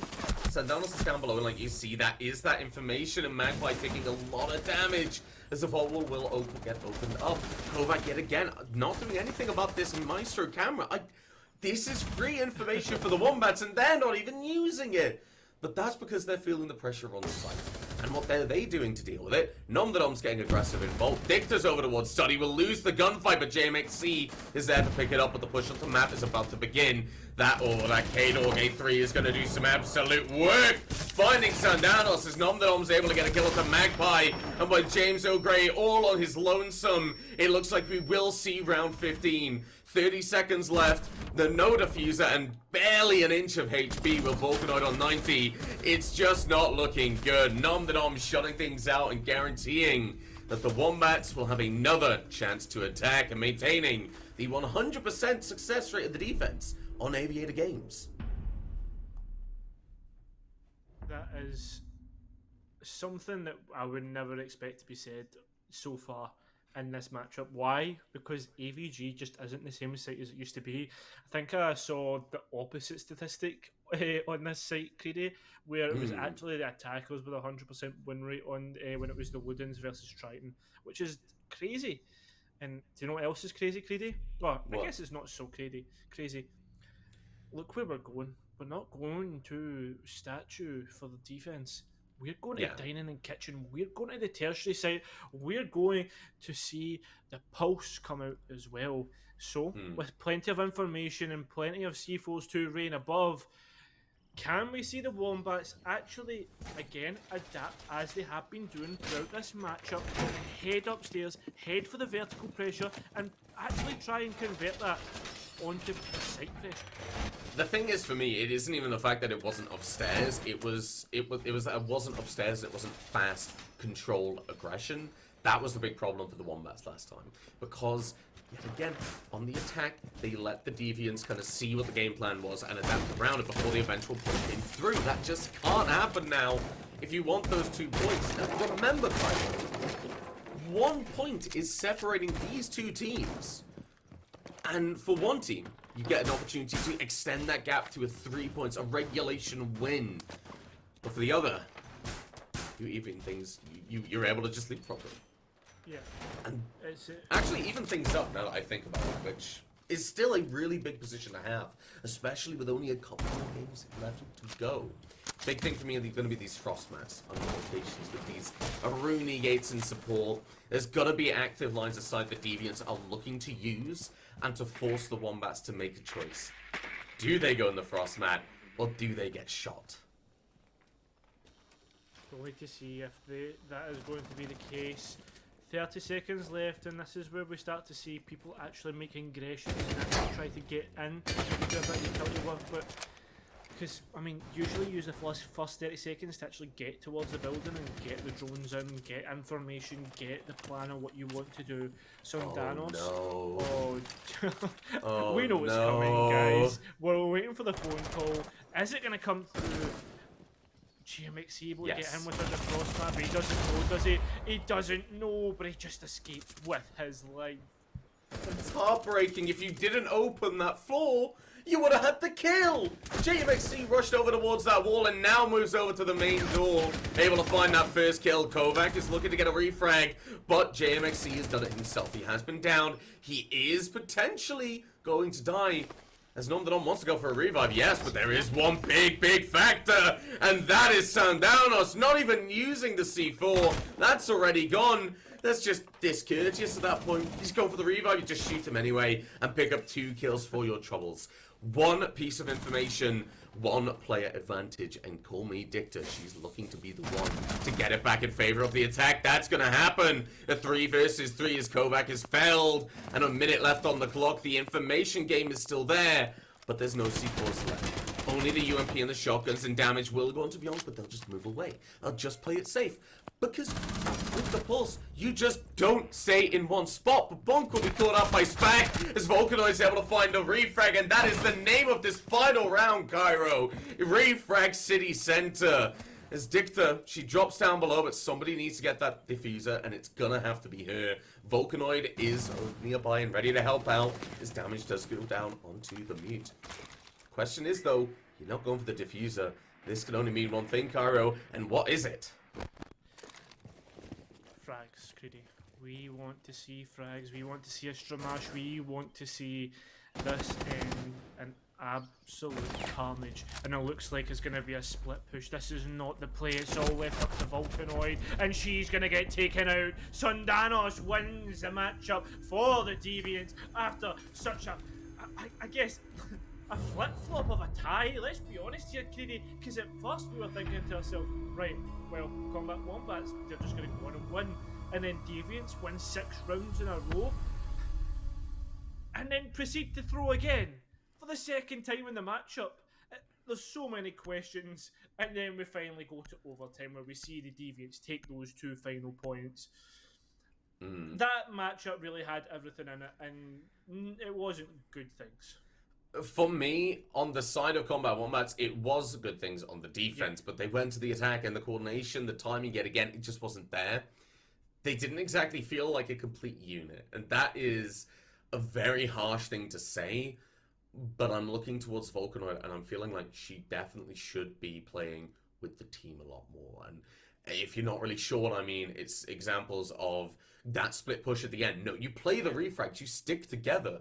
You don't go around to Memorial and try to go for a split push, because while you can pinch them, as soon as one player dies, that's pretty much it, and that is the case of what we saw. Yeah. But overall, on a bigger factor, we were seeing 5 players working independently. They had coordination, there was teamwork, they were trying, and you could see that, but it felt more like a really passionate rank stack than a competitive team that are looking to dominate, which is what we saw on the defense. Like, for example, we're seeing very aggressive plays coming out from JMXC, and then he dies, and then nothing happens for a little bit. And then Dicta's crouch walking into another position and able to find a couple of kills. Yeah, that's great. But then she dies.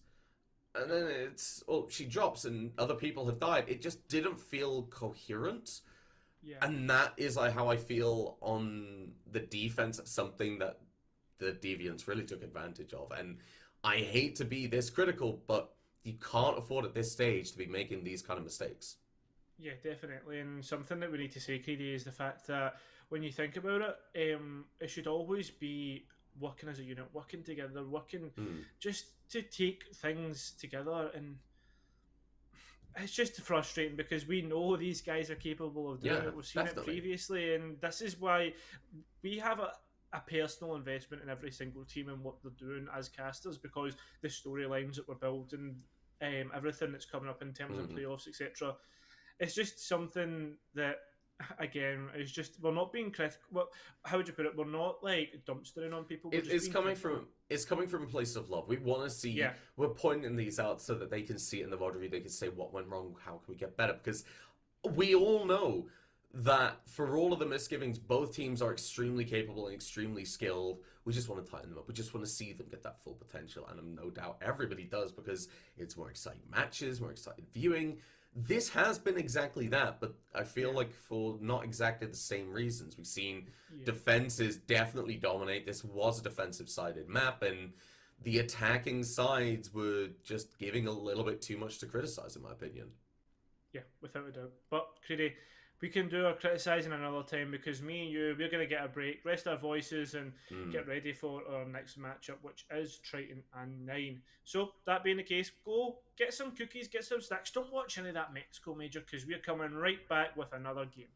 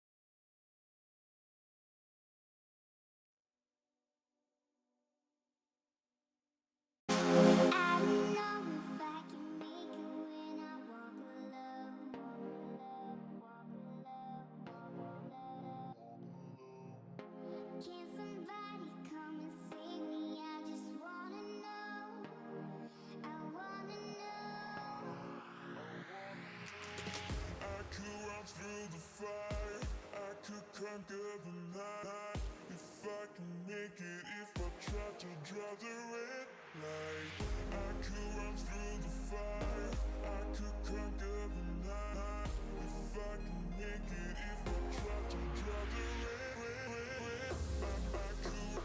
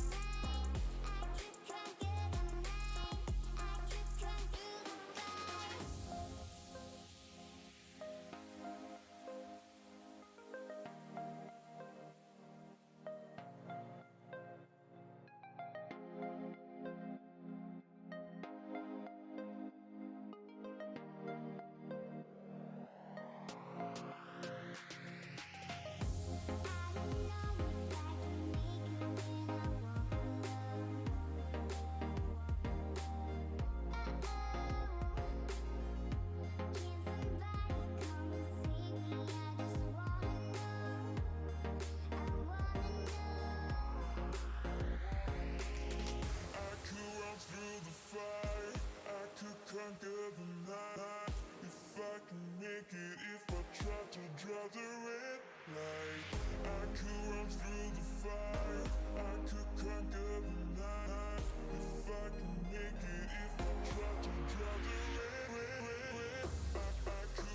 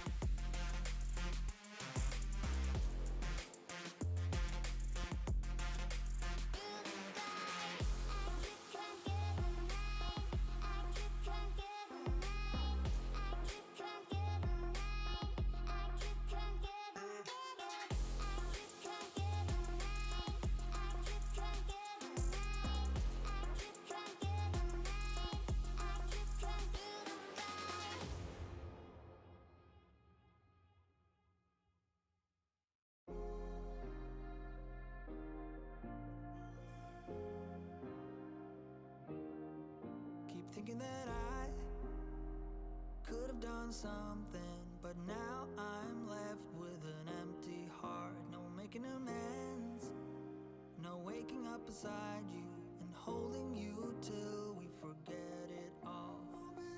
How could I know there was no second chances? Like dominoes, my life got really scattered. You couldn't keep the door shut.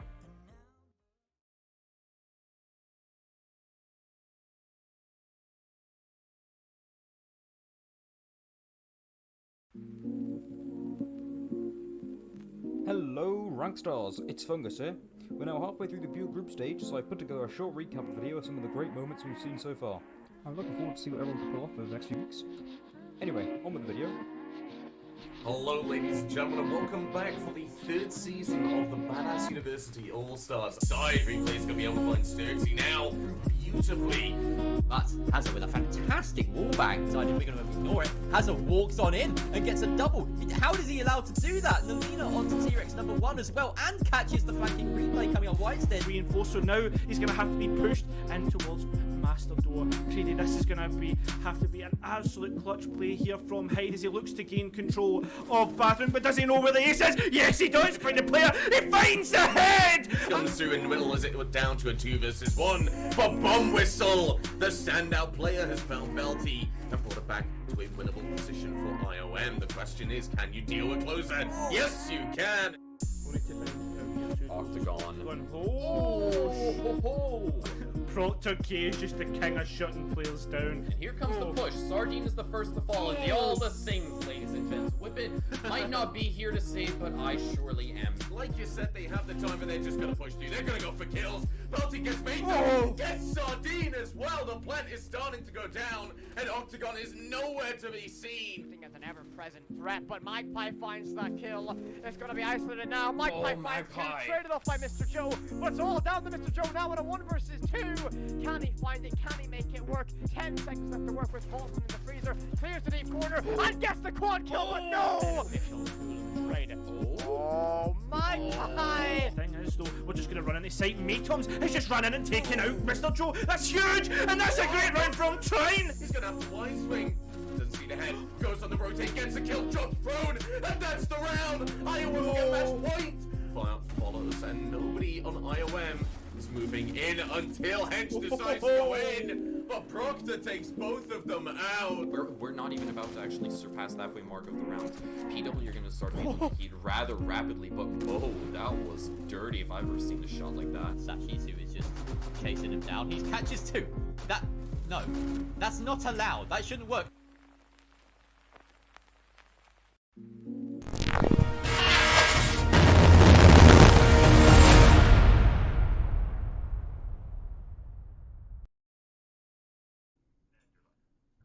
Hello, ladies and gentlemen, welcome back, and a wonderful video put together by our social media manager of Fungus Brewis, and an absolute hero, if I do say so myself. He does a lot of work and makes things look a lot beautiful, including the clip of me yelling out bomb whistle. But it's still a very nice video, and it's a nice recap of where we are in the season. Cairo, a nice mid-season recap for mid-play day, coming back from the break. Yeah, without a doubt, mate. And another thing, another thing is when we're getting so close to this kind of defining moments where we're like, well, who actually is going to be our playoff teams and who's going to be the ones moving to that final latter stages of the tournament? It gets really exciting, and that just sums it all up. All the crazy plays, the actual defining moments of points being taken. He's done a great job. Yeah, it absolutely has. But we still have one game left to go, and this one's very exciting for me because I really enjoy watching this team play anytime, basically. We have the game of Team 9 going up against Team Triton. Now, Triton, Season 2 winners, they are coming back after winning those playoffs at the very end of the last season. And they've had a little bit of an interesting season. If we could bring up the scoreboard, I might need updating, but if we could just bring up the scoreboard that we have, we could see exactly where they are, because they're not where you expect them to be towards the top. They're actually the lower rungs of the middle. At the moment, they're currently set for the lower bracket of playoffs. It really is interesting to see the evolution of Triton go from the high tiers of, what I think they won it last season. Yeah, they won it really dominantly last season. I don't think they dropped a map when it came to the playoffs and the finals. And then when it comes down to this season, where we're just seeing them drop map after map, point after point, and you start to get really worrying for them. Start to get really worried for that team as a whole. But on top of that, though, they have quality in the ranks. We know they can perform, and again, as we said just before we finished, it comes from a place of love when we say that they just aren't performing as well as they should. Yeah, I'm looking towards players like Sardine and Octagon. I really want to see them being able to step up and perform on a mechanical ability that I know they can, and we all know that they can. Their drone work is definitely incredibly well done when they're firing on all cylinders. That's just what we want to see. We want to see that fire up underneath them to really drive them to win it out. But Team 9, when we look towards this team as well, we see them just in the little spot that Triton was in, above Combat Wombats, but they've been knocked down with the last game going the way of the Deviants. So, Team 9, they can put themselves into that second spot if they're able to get a regulation time win. However, if Triton win it out, they can push themselves back up as well. They'll be in that 4th place position underneath Veggie Patch and Ludens, and a little bit of honor has been restored. I feel like this is a really important moment for both of these teams. 9, if you can take advantage of the bad run of luck that Triton have been having, you can really push yourself up there. You can get yourself a much better position for the playoffs. But Triton, this is the time to start switching things around. This is the time to really get dominant again, because we know you can. Yeah, and this is the thing, Creedy, when we start to look towards the points, both teams, if they get regulation wins, as you've said, is they can really push themselves in a second spot, really make this upper bracket run, which is, I mean, that's what you want. You want that extra chance to drop into the lower bracket if things do go wrong, because let's be honest, sometimes as a team, you can just rock up cold, and having that extra life, that extra heart, going into playoffs can just sometimes just be like an absolute lifesaver. Yeah, it really can, and I feel like that's what everybody wants. Obviously, they all want to be in the very, very top, just like Imperium of Mandem. However, only one team can. And at the moment, at the end of this playdate, it can only be the Imperium of Mandem at the very top at the end of this week, which is going to be after this game. Triton and Team 9, they have a very important way to shape up this league and see how this is going. Atlas will be knocked down onto the right side of your screen, but who's going to be taking that position? Who's going to be pushing them down? Is it going to be Triton taking a better position for next week to try and start the redemption arc? Or are Team 9 going to be able to really pump themselves up on that leaderboard? All questions that are going to be answered very, very soon, Cairo. But first of all, the main question I have for you, what's the map going to be? I don't really know, because the thing is, though, both these teams have a very different map pool. For Triton, it's usually the boring ones like Oregon, Clubhouse, and listen, I'm not being offensive in that sense. Like they that's just what they're more comfortable on. I believe Villa is probably their best map, if I remember, in terms of scoreline. And then Team 9, we've seen them on the likes of CAF, we've seen them on other maps like Villa, etc. So it's whether Team 9 can manipulate the map pool and actually ban out the ones that we do see from Team Triton, in the form of, if we ban if you get 3 bans, if you ban Clubhouse, Oregon and Villa, then that leaves you on CAF, which you already have experience of, because I can guarantee you, if Triton want to play on experienced maps, play structured maps, then you're going to end up on CAF. Yeah, and I've got to be honest, I look at Triton and I actually say, well, there's a bit of a curveball that can be thrown in there. And I'm going to throw it all the way back to last season, but they played Consulate quite a bit, actually, and they were quite good at it. I'm going to be honest, Cairo. They were actually really well coordinated. They found that structure that you need to find for a chaotic map like that.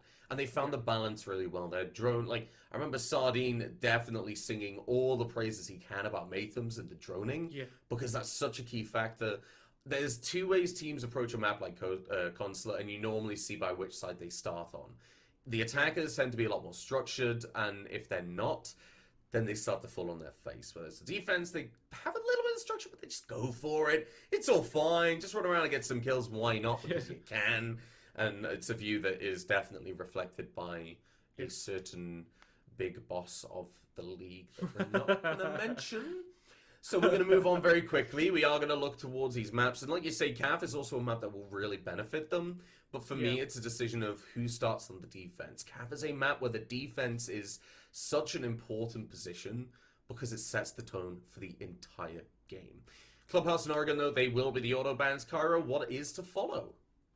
I'll be interested to see what's to follow. And one thing that we can see for Triton is Triton have banned out Consulate. I wonder if they're actually saving this for the playoffs, because I mean they are almost guaranteed to be in the playoffs, almost depending on how the remaining games go. So maybe they're just saving their strats, because they know teams know that they have strats, if that makes sense. There is a scrim vine, there is lots of rumours that go around, players talk, and I know from one thing is Replay is very, very happy with Consulate, but it turns out it's actually, I'm talking nonsense, it's Coastline that's been banned. It's just an optical illusion. It's just an optical illusion. It's the Cassicus, Cairo. It's not struck enough today. So, looking at the other bands, it's going to be Chalet and Villa taken away, and we actually will be going to Consulate. Triton left with the decision of Villa and Consulate. They had that second ban, which meant that they were able to force that map, and this makes a lot of sense to me. Triton wanting it. Like I said, they are a good team on it. They are structured. They know exactly what they need to do. Their droning is good. Their mechanics is good. Their game sense is all there for a good game of Consulate. The big question mark in my mind is how Team 9 are going to react, because they might not be expecting this. Remember, out of these 2 teams, Triton is the senior and will have more experience, whereas Team 9, they're a bit fresh. They are a bit fresh, but one thing that we need to talk about here, Creedy, is the fact that on Team 9, they do have very experienced players. We talk about the likes of Reich from Newell. You have, sorry, not Vabs, what am I talking about? You've For got sure. the likes of Aztec and Inub. So these players are really good. They will know Consulate strats, but do they know Consulate to the level of a Team Triton? Yeah, and I'm not even saying it. I'm saying, do they know? Well, I'm not even saying like the strats and stuff and the quality of the players. I'm saying, do they know how to play Consulate in the same way Triton do? Triton are rehearsed. Triton are prepared. They have done it a million times before. Not in a scrim setting, not in a dry run setting. They have played the comp games numerous times and they have excelled up top. Pretty much all of them. We are just waiting on a few technical issues, which is why we are talking a lot for quite a while, I will be honest. But I've got something for this very specific time, Cairo. I'm just going to need you to fill in a little bit of time, just for a few seconds while I find this. Okay, no bother. Well, I can fill in lots of time here, Creedy. Filling in time is actually my job. But no, I was going to just talk about time there for something, but I'm not going to go for that. I don't know what Creedy's bringing up here. I have absolutely no clue. Oh, it's horrible. It's horrible. This is going to be on the same levels of eBack throwing me under the bus. Yeah, pretty much. So we'll wait to see what Creedy brings up here. So, I've got something magical here, and I'm not supposed to show you this, Cairo. Okay. But this is the fabled caster start game button. Oh, right. And you'll notice that it says no touching. Because that's exactly what's going to happen. We're going to be chucking to a very short break before we do look at getting into the game. These technical issues are getting the best of us, and we do apologize for this, but we won't be gone for too long, so please stick around.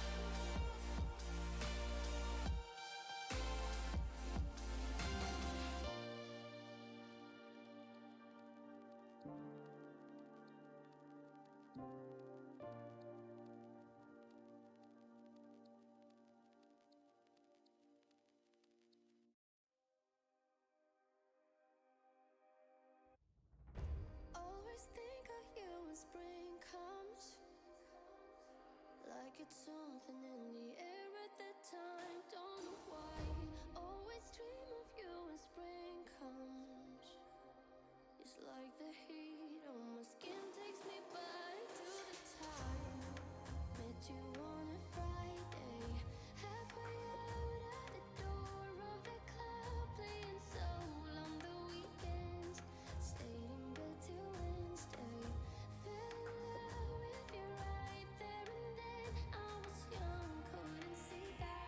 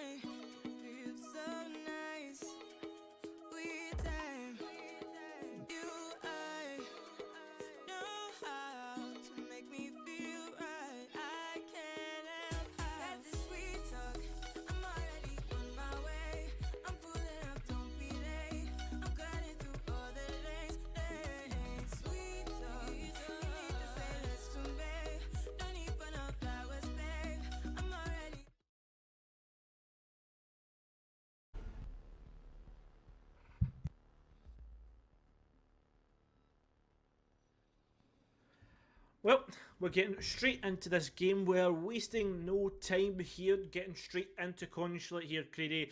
And, well, looking at the bans here, what are you thinking? Well, I'm thinking we're going to see the Team 9 starting off very, very strong and saying, let's get rid of an operator like Thatcher. Definitely, 100% makes a lot of sense. You're looking at that bottom floor, you're looking at the top floor with yellow, all the utility that can be put there can just be cleared away with the blink of an eye. And while it doesn't necessarily get destroyed like it used to with the Thatcher, well, with a coordinated team, it doesn't really matter. Janus can be taken away, which is actually a very interesting take from this. When you look at operators like Nomad could probably be taken off the board. Operators such as, I want to say, Buck and Slice that have a very drastic impact in how this game plays out, they could be taken off the board. No. G36, the frag grenades, and the gun 6 will fall. Triton will be taking away Mirror as well. And Team 9, if they're smart, they're going to ban out Cav. And I'll let you give the context on that, Cairo. Well, for those who don't know, me and Creedy a couple of months ago got into the staff hubs on Faceit and decided, you know what, we'll have a good time, we'll enjoy ourselves, we'll play some fun maps being the likes of Consulate. And then the next thing you know, the terror that suddenly came about was a Brazilian operator being manned by a certain league owner, and it still haunts me to this day. But that's not going to be the case. It is actually Arcade being banned here, and with Peak being able to pick Cav is it really is worrying. It is a very worrying thought because the way that he plays is to rely on the fact that teams just aren't coordinated and aren't ready. And pretty much all the issues that we were talking about on Villa for some of the attacking teams, that's what the Monty is looking to take control of. The Monty is being brought on the board. And that's an interesting pick coming out from Peak, and it will be 6 picked out. But it's an interesting thing for me, because it's something I've noticed with Peak. If you pick operators like Monty, it's quite obvious that that's going to be a 6 pick. When you look at the lineup, you think of what operators could be 6 pick. Well, there's an Ash, there's a Nomad, there's an Ace, and a Sledge. Those operators are pretty solid picks. You need them on the board, and the Monty is the first one to go. However, you know, you got to look at it from the side of Team 9 and say, well, that's the issue being presented to us. He might be looking at getting aggressive on the staircases, and the Monty's a great operator to do that. The question then is, which staircase? So, the mental games have immediately come into play in my mind, Cairo, because now, Team 9, their choice is, how are they going to deal with this? How are they going to adjust their utility? Are they going to? Doesn't seem like that is the case, and I can't help but see a face in that setup there, Cairo. I don't know about you. What would that be? Well, you have the 2 ADS as their eyes, and then the drone hole is the that mouth. face. That face. Give him a Apologies. little bit of facial hair with the mozzie. No? Yeah, there we go. There it is. Oh, Aztec, what are you doing? Oh. Right, I'll Shocking say behaviour. this. I'll say this. I may be slightly blind, but we're not going to talk about that. What we are going to talk about is what these attackers are going to do. Triton. What is the aim of the attack, Creedy? I like to talk about that. I like to give some context as to what we're going to see in this round. What that is, it's going to be an admin take. This was really made popular by, I believe it was Empire. And has been really utilised. I think every time they attacked on Consulate, it was entered through admin and clear out the rest of the kind of map. And what we're going to do is slowly move through procedurally, make sure to clear out any roamers, which they are doing pretty well here. I imagine, well, we see Peak here, he's certainly racing ahead, trying to pick up any sort of players that are on the roam. We'll see, and then what we'll try to do is descend this floor, this ground floor, you would say. Nice little trade, that's fairly well done from Triton, keeping the man count even. And then they're going to try and open up the hatches and put pressure onto the site. But Reich, still on the roam, will try to put the pressure onto these players who are upstairs. Oh no, the drone is being used. It's just being put down for a flank, but nobody's gone on it. Kids, if you're getting on it, you're getting on it a little bit too late because Reich is now right behind and ready to push. With that P10 run, he has a lot of opportunity to shut things down because Triton are probably feeling okay. The Sledgehammer confirms that. T-Rex number 1's going to be able to find James and finds the opening kill as Octagon's able to find a second. But right, this is where this round's going to get decided, and there it is. T-Rex number 1 falls first. The Ace the diffuser. It's all gone. That vertical play is how you're going to push the site. You're not going to go around and replay. You're not even going to make it down the yellow stairs. Taken away by Reich, a minute left, and you have to go on a retake up top floor, but Reich is dead, and now it's all down to Mally.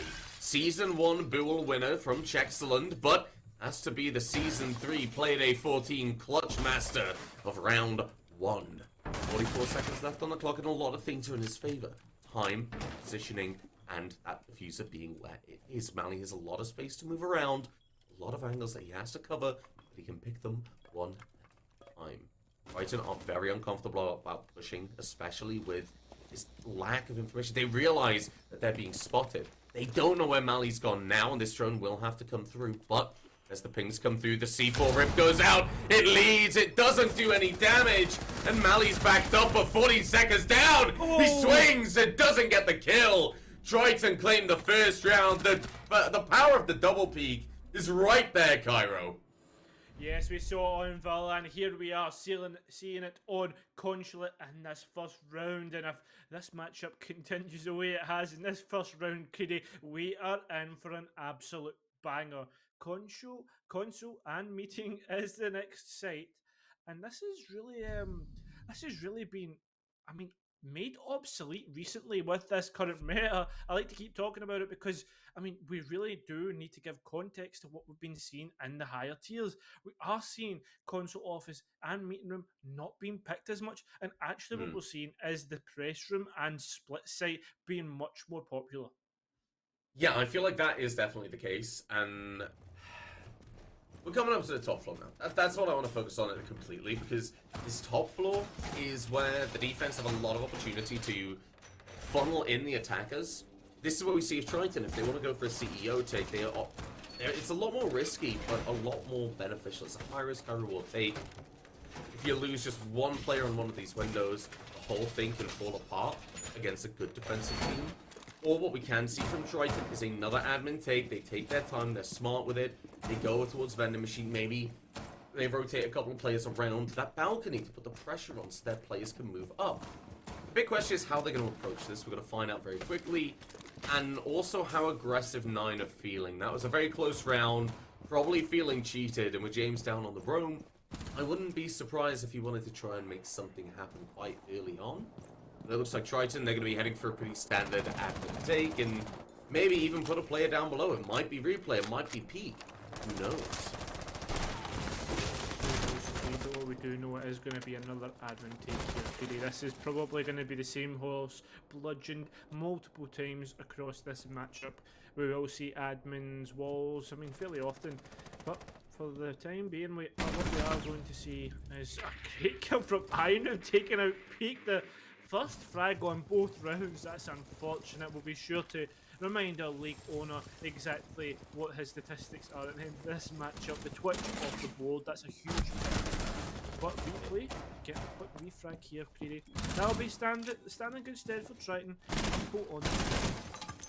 Yes, but you've just lost a lot of utility in the Twitch. You've found a kill onto Mally. You've taken him off the board as Sardine is able to add onto it, taking away James on that flank watch. And now 3 versus 4, but 3 versus 3 as that diffuser has to be picked up from team fight by that balcony. T-Rex number 1 going to be falling. That's going to be a really big problem for the attacking side.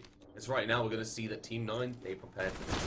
Line of sight is prepared. That Inew can look towards meeting, but can also cover this long line of sight alongside Aztec and get a crossfire going. But actually, they'll drop down and go for the rotate and look to come up spiral or vending.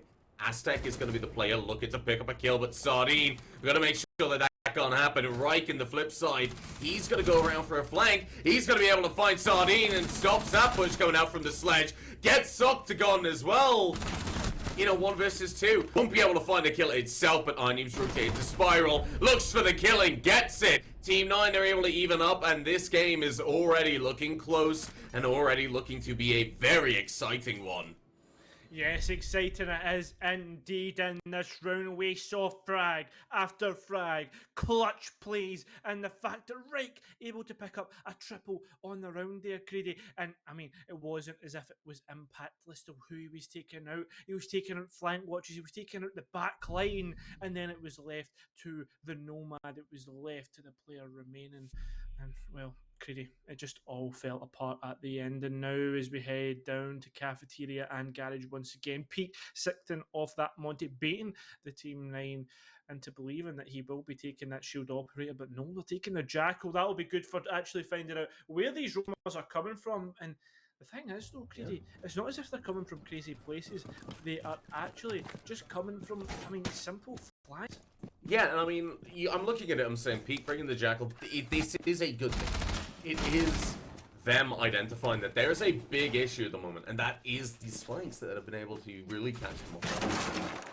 The first round, definitely, I'm looking towards Reich. The second round, I'm looking towards Reich and Ainu.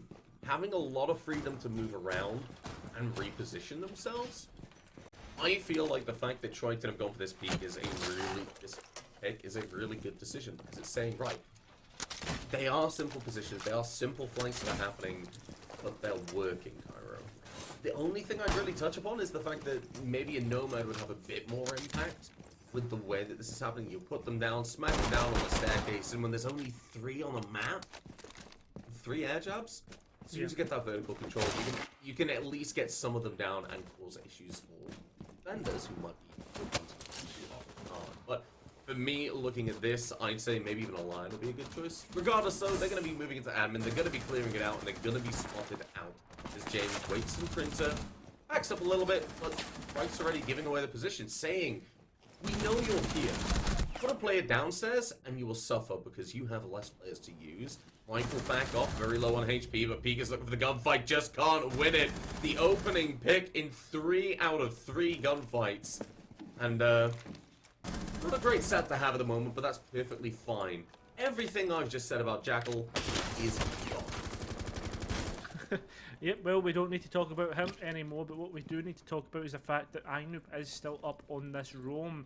I mean, Creedy, on a map like Consulate, again, roamers can get a lot of usage out of this game, and I mean, it looks as if Reich and Ainu are the people who are going to do the work, but no, returning to site. That means Triton need to drone out the positions that they were holding, find out where they have went, actually gain that information, and that's worrying, because when you start to think about everything that's been going on, how much time have they wasted?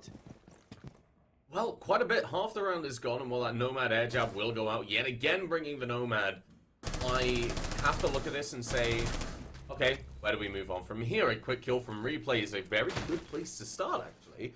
Being able to find James, take him off the board, and the Valkyrie still also not having as much of an impact, but staying alive a lot longer than... And it is rude, and I feel like I'm going to get in trouble, but I'm not. Right now, Triton, they're still working on this vertical plate and clearing out that second floor, and that's what's going to help 9. This is what we saw last time as well. They stalled out quite a bit in this position, and Roma's caught them off guard in a horrible way. Big advantage, though, is that they did have the player advantage. Not anymore. There's the C4 rings out from Mali being able to find the kill onto Replay. The Ash has gone off the board. Your entry operator, that job is now going to fall on Sardine, and I can quite safely say, having played on a mini team with him as you went to the same unit for about a year, this man is very capable. He's an incredibly skilled gunner, but he has a lot riding on the back right now, and not spotting that player might just be a problem. Doing the vertical play, Octagon on yellow says there's semblance of what could be a push. There's a lot that can go wrong, Kyle. Plenty that can go wrong, especially when you have Aztec on top of Pipes, Mali putting more and more problems on towards Triton, and they just fall to the guns of the firing line that was waiting for them to walk through. A lovely crossfire set up by Aztec and that player, the bandit up on top of, I guess it was White Box behind White Van. I mean, one thing that we need to talk about here is, it's actually Lobby and Press. I was about to say, where are they going to pick for next?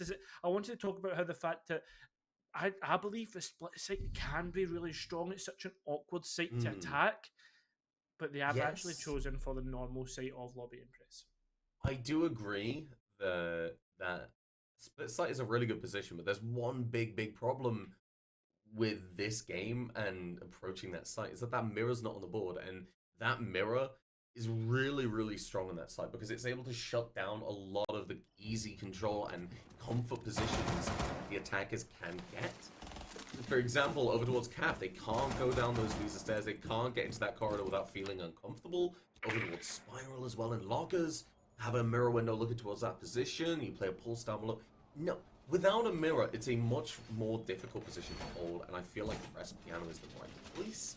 The question is, how is it going to play out? Normally you see vertical control coming out from the defenders, the attack wants to take control, and right now, I'm not seeing a reason why Triton, my Team 9, wouldn't want to do that. They have, yes, lost Aroma most rounds, but they have done a lot more damage than they've taken. Yeah, that's true. It's just, let's see this site here, Cleary. It's such a weird site that we see when it's played out. I believe, if I remember correctly, it was an Empire G2 game where we saw a huge clutch. I believe it was from Shepard, I'm not too sure, where he went upstairs and ended up managing to deny a plant, and that was crazy because that was back when Pengu was playing. But it's such an awkward site to one attack and two retake. Due to the fact that there is so many open, like for instance, a big double open door, and then you get compression, etc. And then when you get T-Rex number 1 actually picking up high now, it just like it slowly gets harder and harder as you lose players, which I guess you could say could be the case for every site. But this site in particular is just really hard because it requires a lot of cohesion on the defense on holding angles. Yeah, it really does, and I'm drawn to one very important question: is what do you think the Ace's favorite dinosaur is? I'm not really sure. No clue, mate. No clue. No clue. All right. I'm gonna say Stegosaurus. What's your favorite dinosaur, Cairo? Me, I quite like the pterodactyl. Just to fly about, chilling in the clouds. You could also just be a bird, but I don't really think. You know what? I asked you what your favorite one was, and you've revealed. But Mally, right now, he wants to be a pterodactyl, looking up from above. More of a vulture, actually, I'm going to compare him to right now, waiting, because he realizes there's a player there, and his Aztec is able to find Peak, yet again, unable to find a frag, which is just not boding well for the side of Triton. It would be a lot worse if James was able to find picks as well, but Mally's doing it for him. The diffuser, with a minute left, is all alone in Vending Machine, and while Replay is on the CEO window, Mally can just play it safe and wait for the rotate. He knows it needs to come, otherwise the rotate will come around from Replay, and Octagon will come around. But Mally just doesn't have to move. James is able to find his first kill. Replay gets taken away. Sardine finds the head of Mally. But 45 seconds are left and the crossfire is there, Cairo. This is going to be a horrible round for Triton. It's going to be horrible indeed because they need to displace right here. And with the diffuser pulled, it's looking like it's not going to happen. Unless, for instance, they do actually manage to find frags, but with Aztec, the only one finding the kills, it's going to end up in a bad position. Sardine walking up, looking to get this diffuser, but knows where Root Station is. Looks away at the wrong time, picks up a Legion Mine, but not before James picks up the body of Buck. Well played from 9, and potentially, Creedy, I'm going to put forward a pretty big statement. Are we seeing the 9 resurgence? Last week they beat Deviants, and let's be honest, before last week we were thinking to ourselves, are Deviants the team to beat? Are they potentially the team that could be up there challenging the top 4? But that's not been the case ever since, last week we were thinking to ourselves, well, maybe they're not just not as good as what we think, because 9 beat them 7-5, and now 9 are 3-1 up against Triton. Our former champions, our defending champions, have 2 rounds to make up before the split. Yeah, I feel like the big thing is that Triton may not have woken up. It might be the same case as the Deviants won that game that we saw. But anyway, the big thing for me is I feel like these 6 picks aren't exactly useful. And I feel bad because I'm talking slander on the league owner. But I get that there's a Flores pick coming through, but the 6 picks in general haven't really had much impact that I've noted. And I'm thinking maybe this might be because Triton aren't able to drone as efficiently, because as good as Peak is at the game, and the rest of the team are, he hasn't played with them at all. He doesn't regularly play with these boys, and most importantly, hasn't really taken that role of support player alongside T-Rex. He's kind of gone in for a bit more frag. He wants to take the entry gunfights, and it's just not been working out. I feel like maybe a little bit of rejiggle for priorities might make life a little easier for Triton. But regardless, on the side of Team 9, they have delivered a very convincing couple of rounds. They have been able to stack win after win, a complete full rotation, and will be returning to the top floor site. Their coordination, their game sense of what they should be doing at what time has definitely been there. I feel like Ainu has been a huge proponent of that, and Reich has just been such an incredible just stick in the mud for Triton to deal with. Yeah, without a doubt, mate. And when you're playing if you're playing with Reich and he's down to take it out, but like if you allow him to thrive in a round, he can cause such a problem for your team, because this man has so much capability in the fragging department. We saw it, and you can too, especially yourself. And oh no, he's not the entry kill, but he certainly is the first death for Triton once again. Peak. He is 0-5. That is just so unfortunate. Well, yeah, let's give him a little bit of credit. Without him being a super sub and both teams agreeing to it, most importantly, it would have been a forfeit. So thankfully, we are able to see this game. We are able to watch this match actually play out. Sardine, though, will be taken away, and he will be forced to join us watching this game from that spectate screen. Sardine claims a very nice kill, actually, coming through that vertical plane. The rest of Triton, they have 3 players left, a player deficit, and half the round remaining, but a whole world of utility to clear away. Meanwhile, on the side of Team 9, a lot of time, a lot of patience, and a lot of things going right for them. So far, everything is going right for them, and one Valkyrator that we haven't really highlighted enough, I'd say, Creedy, is the fact that Valkyrie keeps getting brought and it wasn't banned out. It's such a massive operator. Well, we haven't really seen it being the Valkyrie cameras being used as such on the players that are alive. I can imagine it will be utilised fairly well by the team. As we see, Mali is on it, giving away that information to the defenders. A great pick did come out from these attackers, and they are going for this plan. This is the thing, is the crossfire setup? It seems to be, and Ainu left with it all to do, and putting it down to a 1 versus 1. Got to bring out and try and fight Replay. He is the Scottish man who has been on an absolute mission the past couple of weeks, but can he win it out of deciding to operate and actually reactivate this Aruni gate? The Replay goes for the peak, but Ainu showing that Replay will be going to the replay screen and watching. Yes, a beautiful shot to keep 9 in the lead and keep them going on the defense, and you have to wonder what's been happening. Maybe an IQ 6 pick would be a big factor for Triton, maybe. But the big thing is that 9 have just been playing it beautifully. Like you said, as soon as Mali falls, everyone's looking at that doorway. They know the push is coming. There's no rotates around. So suddenly, Ainu, play behind that shield, realizes these are the crossfires we need to have and will be using to just shut everything down. God damn! Ainu, beautiful shots coming out, beautifully played at the very end of that round, but most importantly, 9, the vertical play on the kills has been a massive presence. Taking away Peak, taking away Sardine. They really softened it up for Ainu to just clean up at the very end, and 9 are looking the stronger team. I will go out and say it, and we go to the bottom floor for our final round for them on the defense. The question for me, though, is, Cairo, once they do go onto the attack, how will they fare? That's an interesting one, because I think the thing is, though, with Construct being such an interesting map, and we do get to see the effects coming through from that punch of it's the Outbreak event, I believe it is. Yes, we still see it that because of that. But anyway, I'm digressing, terrible casters. But point is, Consulate, very unique in the fact that your attack and defense is completely different dynamics. Require a lot from from defenders and attackers.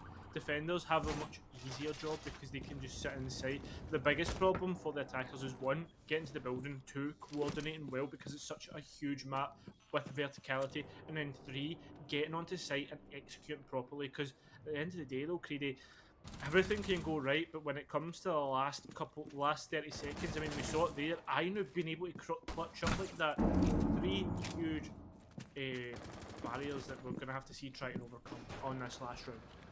Yeah, and I feel like they've gone for a much more direct approach. This is because each time they've gone admin, they've lost a very early open gunfight. They've lost a lot from the work there, and the vertical play has really screwed them over in piano times. So I think what we're seeing from Triton is a complete avoidal of that position. They're saying, right, let's get the breach open. We can. Let's get the utility over from yellow stairs. He can use that utility to clear it up. Now, the frag grenade will try to go through the drone hole. It will not clear away the utility because it didn't actually go through. So they give it another go.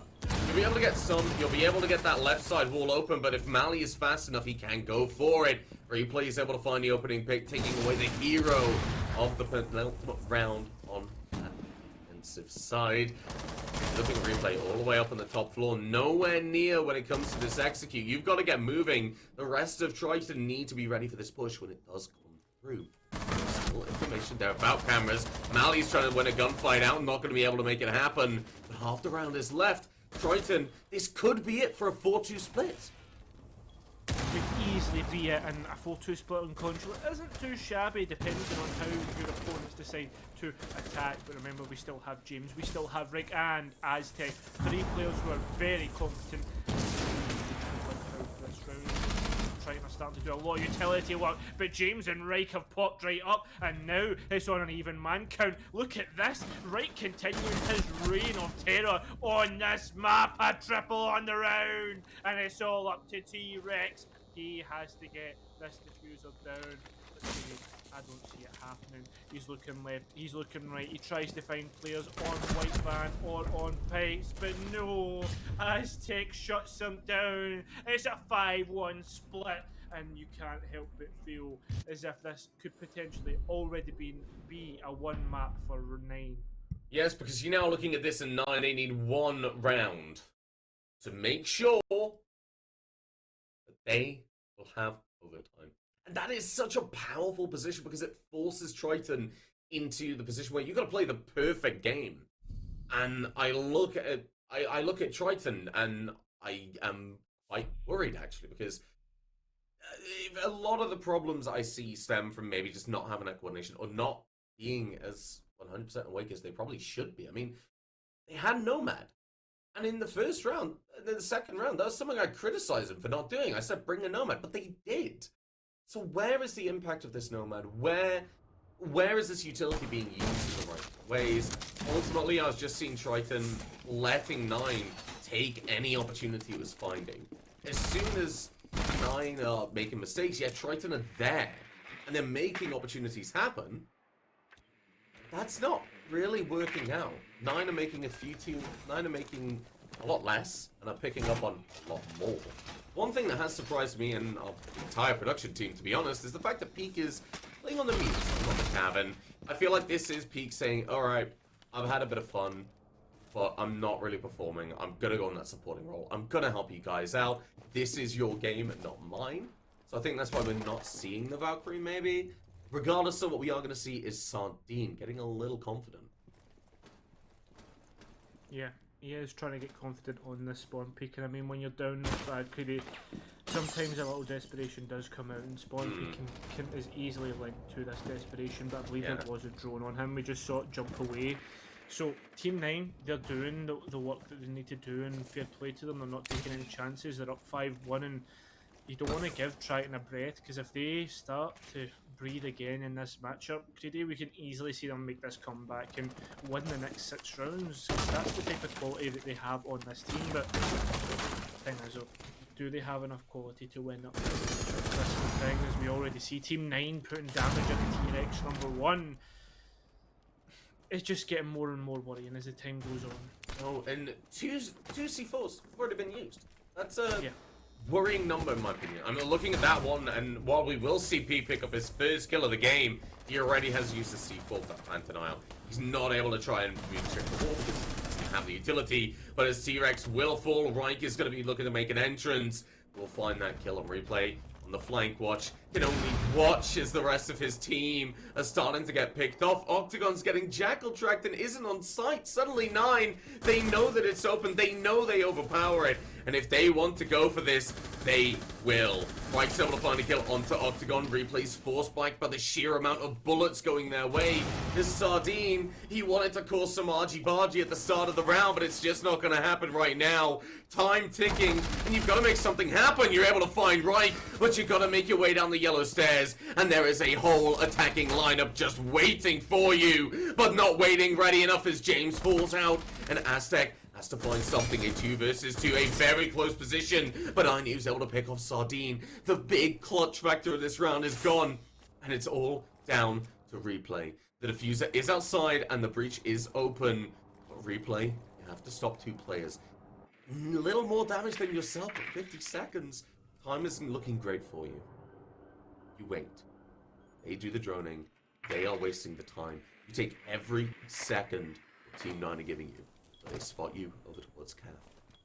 You're going to start pushing in now as the attackers, because why wouldn't you? You know where they are. Your yellow player knows where to look. Well, Replay is reading into this. He can see exactly where these players are. He's visualizing it as the plant does start to go down. Replay starts moving. Ainub, you need to cover one angle, but you're just not looking at the right one at the second. It doesn't matter. The plant's gone down. The crossfire is being put in place as Replay just starts walking up. He goes straight to Aztec. And and he finds the kill. Suddenly the vertical play in favor of Replay. And Aztec still in the building, has to hold the angle from White Van. Every second the Replay gets closer, he's closer to winning this out, but he needs to be able to find it now. He does! He has time for the plant, but he has to make sure there's no claymores. There isn't, and he's able to actually pick up another round for Triton, and one that they just didn't deserve. Triton, they make their comeback in this matchup, Creedy. They're able to pick up the second one, and you said it's not deserved, but sometimes when the mechanical ability is there, you can just manage to pull rounds out of thin air, and that's exactly what Triton did. Replay, and I believe it was Sardines. Yes, it was the Valkyrie putting in the work, and now we head to the next round. And Creedy, we've seen Triton win the first round on defense. Yeah, that's great. Pat on the back. Well done, boys. You're able to stay in this matchup. The thing is, though, you're heading down to console. Sorry, up to console and meeting up. This is where it starts to get a bit more difficult for both teams. Say Triton do win this, then I can start to think to themselves, guys, they're only 2 rounds. They're only 2 rounds away from us. Yeah, we're heading to the tertiary site, but the tertiary site isn't easy to attack on consulate. And on top of this, try and think to themselves, right, boys, we're heading to the console office. It's not been great recently. They can just pick us off from windows. How do we play this? So, more problems to arise as we go further in this matchup, but the mental aspect could be a huge one for this. Yeah, a must-win round coming up for Triton. I'm sure they know it, because if they win this round, then that gets them closer. They go onto the tertiary site, and they realize they might have to give up that round because it is a tertiary site for a reason. A lot of teams aren't comfortable there, and for attacking-wise, a lot of teams on the attack say, okay, we can win this, we will. Looking on paper, I see 9 making match point. Question is, how soon? If Triton aren't able to defend this top floor, if they get a bit too aggressive, if they give just a little bit too much, then it might be a little bit out of their grasp. And the big thing for me is that last round was a clutch. That last round wasn't just a domination. Sure, they're taking it. They're saying, all right, great, we've stopped off match point for a round. But at what cost? That was a 2 versus 5, then you were able to win it out. Now, however, we're going to look at 9. They're going to start trying to make their entrance and make their presence known for certain. Ainub going on the upside down rappel on main balcony, looking to get a very early presence. Sardine wants to find the kill, but isn't going to be able to land it. Frag grenade could kill him out, but you don't really know what utility's in there, so let's get some droning done. Let's get some information. Kyra, why don't we? Inspiration is what we need here. Inspirational plays, inspirational tactics, inspirational speeches, perhaps. Greedy. None from me, mate. Well, I mean, I was hoping that you would, because I've got absolutely nothing in the bank. And Alright, something. when? That's... You ever seen the video of the American Ultras? No. Oh, right, I'll send it to you later. But basically, they just scream fight and win from the stands and hope their team do well and Replay is certainly trying to do that with a bit of an off spot. Ninoob and Nine, they're all reacting to it, and Triton without a hope and put in a similar position of last round. The Repels doing the work they need to do, but remember that thing is though, Tweedy, you can't even go for runnouts. They've left the Nomad up, they've chose to leave the Nomad up, and Triton on defense, it's just not going to work out for them so far.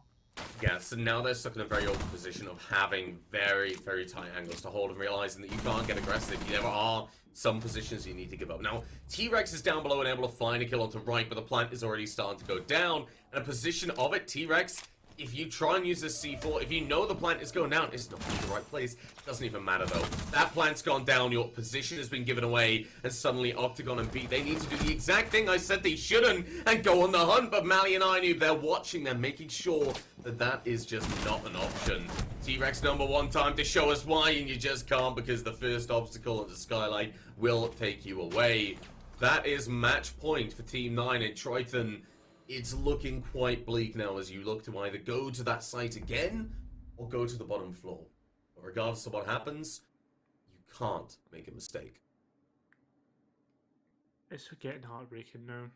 We are seeing our former champions go further and further down the table here, Creedy. They are really, really starting to enter a dangerous territory as we do enter the last 3 play days. This obviously is the third last of those play days that we're talking about here, and they are 1 round away from losing. They obviously aren't playing with their core roster, which they're used to, but Creedy, it's just as if they absolutely have no chance. You feel as if they have nothing to put up because Nine are just being such an overwhelming force on this matchup. And the question I ask is, I don't necessarily know, you might know better than myself, but have Nine been putting in the hours, have been putting in the work, because they seem to be much better than what we're used to seeing?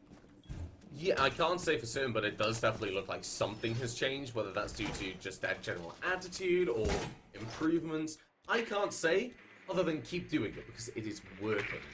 Ultimately, I have to be 100% honest and say that this does look like a Team 9 game. This looks like they're going to close it down, because on the attack, something that I really want to talk about, you saw in that last round very, very prominently, was that Nine were doing that, getting their information, they were finding the opening picks, and then they were setting up cutoffs. So as soon as it did come for Inoob and Peak to try and retake, there were a million guns just watching different angles, making sure that they couldn't get to that point. For example, Inoob being taken out around about meeting connector area, Peak around about that in front desk. And while Peak is trying to get a spawn peak right now, his C4 will be shot out. He doesn't get a spawn peak and doesn't save the C4, but he does get the audio that there are repels, that this top floor hold needs to be immaculate. Everything needs to be immaculate. The hold, the gunplay. I mean, the rest of the game, if they want to actually make this comeback, but I mean, we're a long way away from calling this a comeback. We are on match point, and Octagon is again in this off spot in press room, crappie room, sorry, trying to grab a frag, but look at this, Team 9 already know. I believe that is the Ash of Right who is in TVs waiting for Octagon to move. Sitting waiting. Octagon, we'll just have to wait here and see if anybody does move in his crosshairs. Right, getting taken out. Moves straight in towards Admin. Can't pick up the second kill. Just does damage to Aztec. I believe that is a Twitch drone. Just bringing up some sort of UI. The electricity trying to catch him off guard. Replay takes out Inoob. That's a great kill to take out. We've already seen him put up. And now we start to slow down. We've got a minute 30 wasted on the round, and with loads of rollers still left on the round, potentially Triton have actually got a round back here. Yeah, it looks like Triton, they've definitely pinched them in. They're not comfortable. Nine do not want to push out of this position, and even when they do, they've got a lot to do. A lot of vertical to do, a lot of positions to clear. Go for the push itself in its entirety. A minute is ticking down now onto the clock, and Nine, they're very little in the way of movement right now as Mally rotates to try and help. They can move into Sprinter, but you know, it's just pretty much the same. There's a bit of wasted utility that I could see being used better somewhere else. Maybe dropping down and going for a push from Lisa, but right now it's all academic with 45 seconds left and just nothing happening. All 5 players of Triton still alive in this Sardine is able to find a kill onto James. He's going to make sure that that stays the case. The rest of Team 9, outside, naked, afraid. Most importantly, Cairo, alone. Looks like Mali's going to rotate over towards the main lobby, and a desperation plant very much seems on the cards. Yeah, they need to make something work here, Peak, and with so much going against them, especially when you've got Peak picking up frags like that, you just really have no hope in hell. And, well, you said alone. That was one of the key words you used there. There's no player of Triton alone, as all 5 players are alive at the end of the round. A flawless to answer back Team 9's match point. Again, we need to emphasize this point. It needs to be perfect from Triton. They can't slip up at all. And I mean, what a great way to emphasize the fact that you can do that. You can not slip up. You have the ability to do so. But Cafeteria and Garage, it came down to a clutch. Can they continue? Or again, are they going to slip up? Tightening up the basics for Team 9 is going to win this game. Simply put. We saw that last round, like you said, the last time we were here, it was a clutch. And Team 9, as long as they tighten up the basics, they can do it. The problem is, though, as you've just seen, Sixpick has gone onto that Kavira, and this is going to be their biggest test of those basics. Can they check the roamers?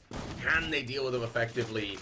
And most importantly, can they stop Peakalicious when he's in his element? He is renowned for playing on this Cav, and this Cav era, he's told me his style, he's told me how it's so successful.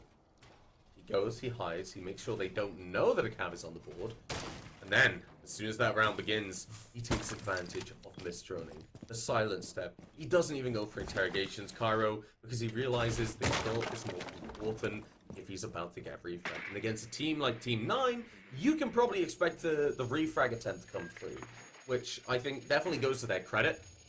But it means that Peak is going to play a lot more for the skills. He wants to make sure that even if he's going to die, they're going to be fine. With that Spaz 15, he's going to be able to make a lot of rotates and a lot of freedom of movement for himself, but he's got to get this opening kill. If he doesn't, and you have another player playing upstairs, there can be a lot of issues caused. Plenty of issues can be caused in this matchup here on this round. Especially now that Kavira is on the board, and let's be honest here, we have watched the Cav of Peak being able to just do crazy things. I mean, the thing is though, Creedy, you can't, everyone has, there's such a taboo around Cav and the way that people play her, like, such a selfish operator.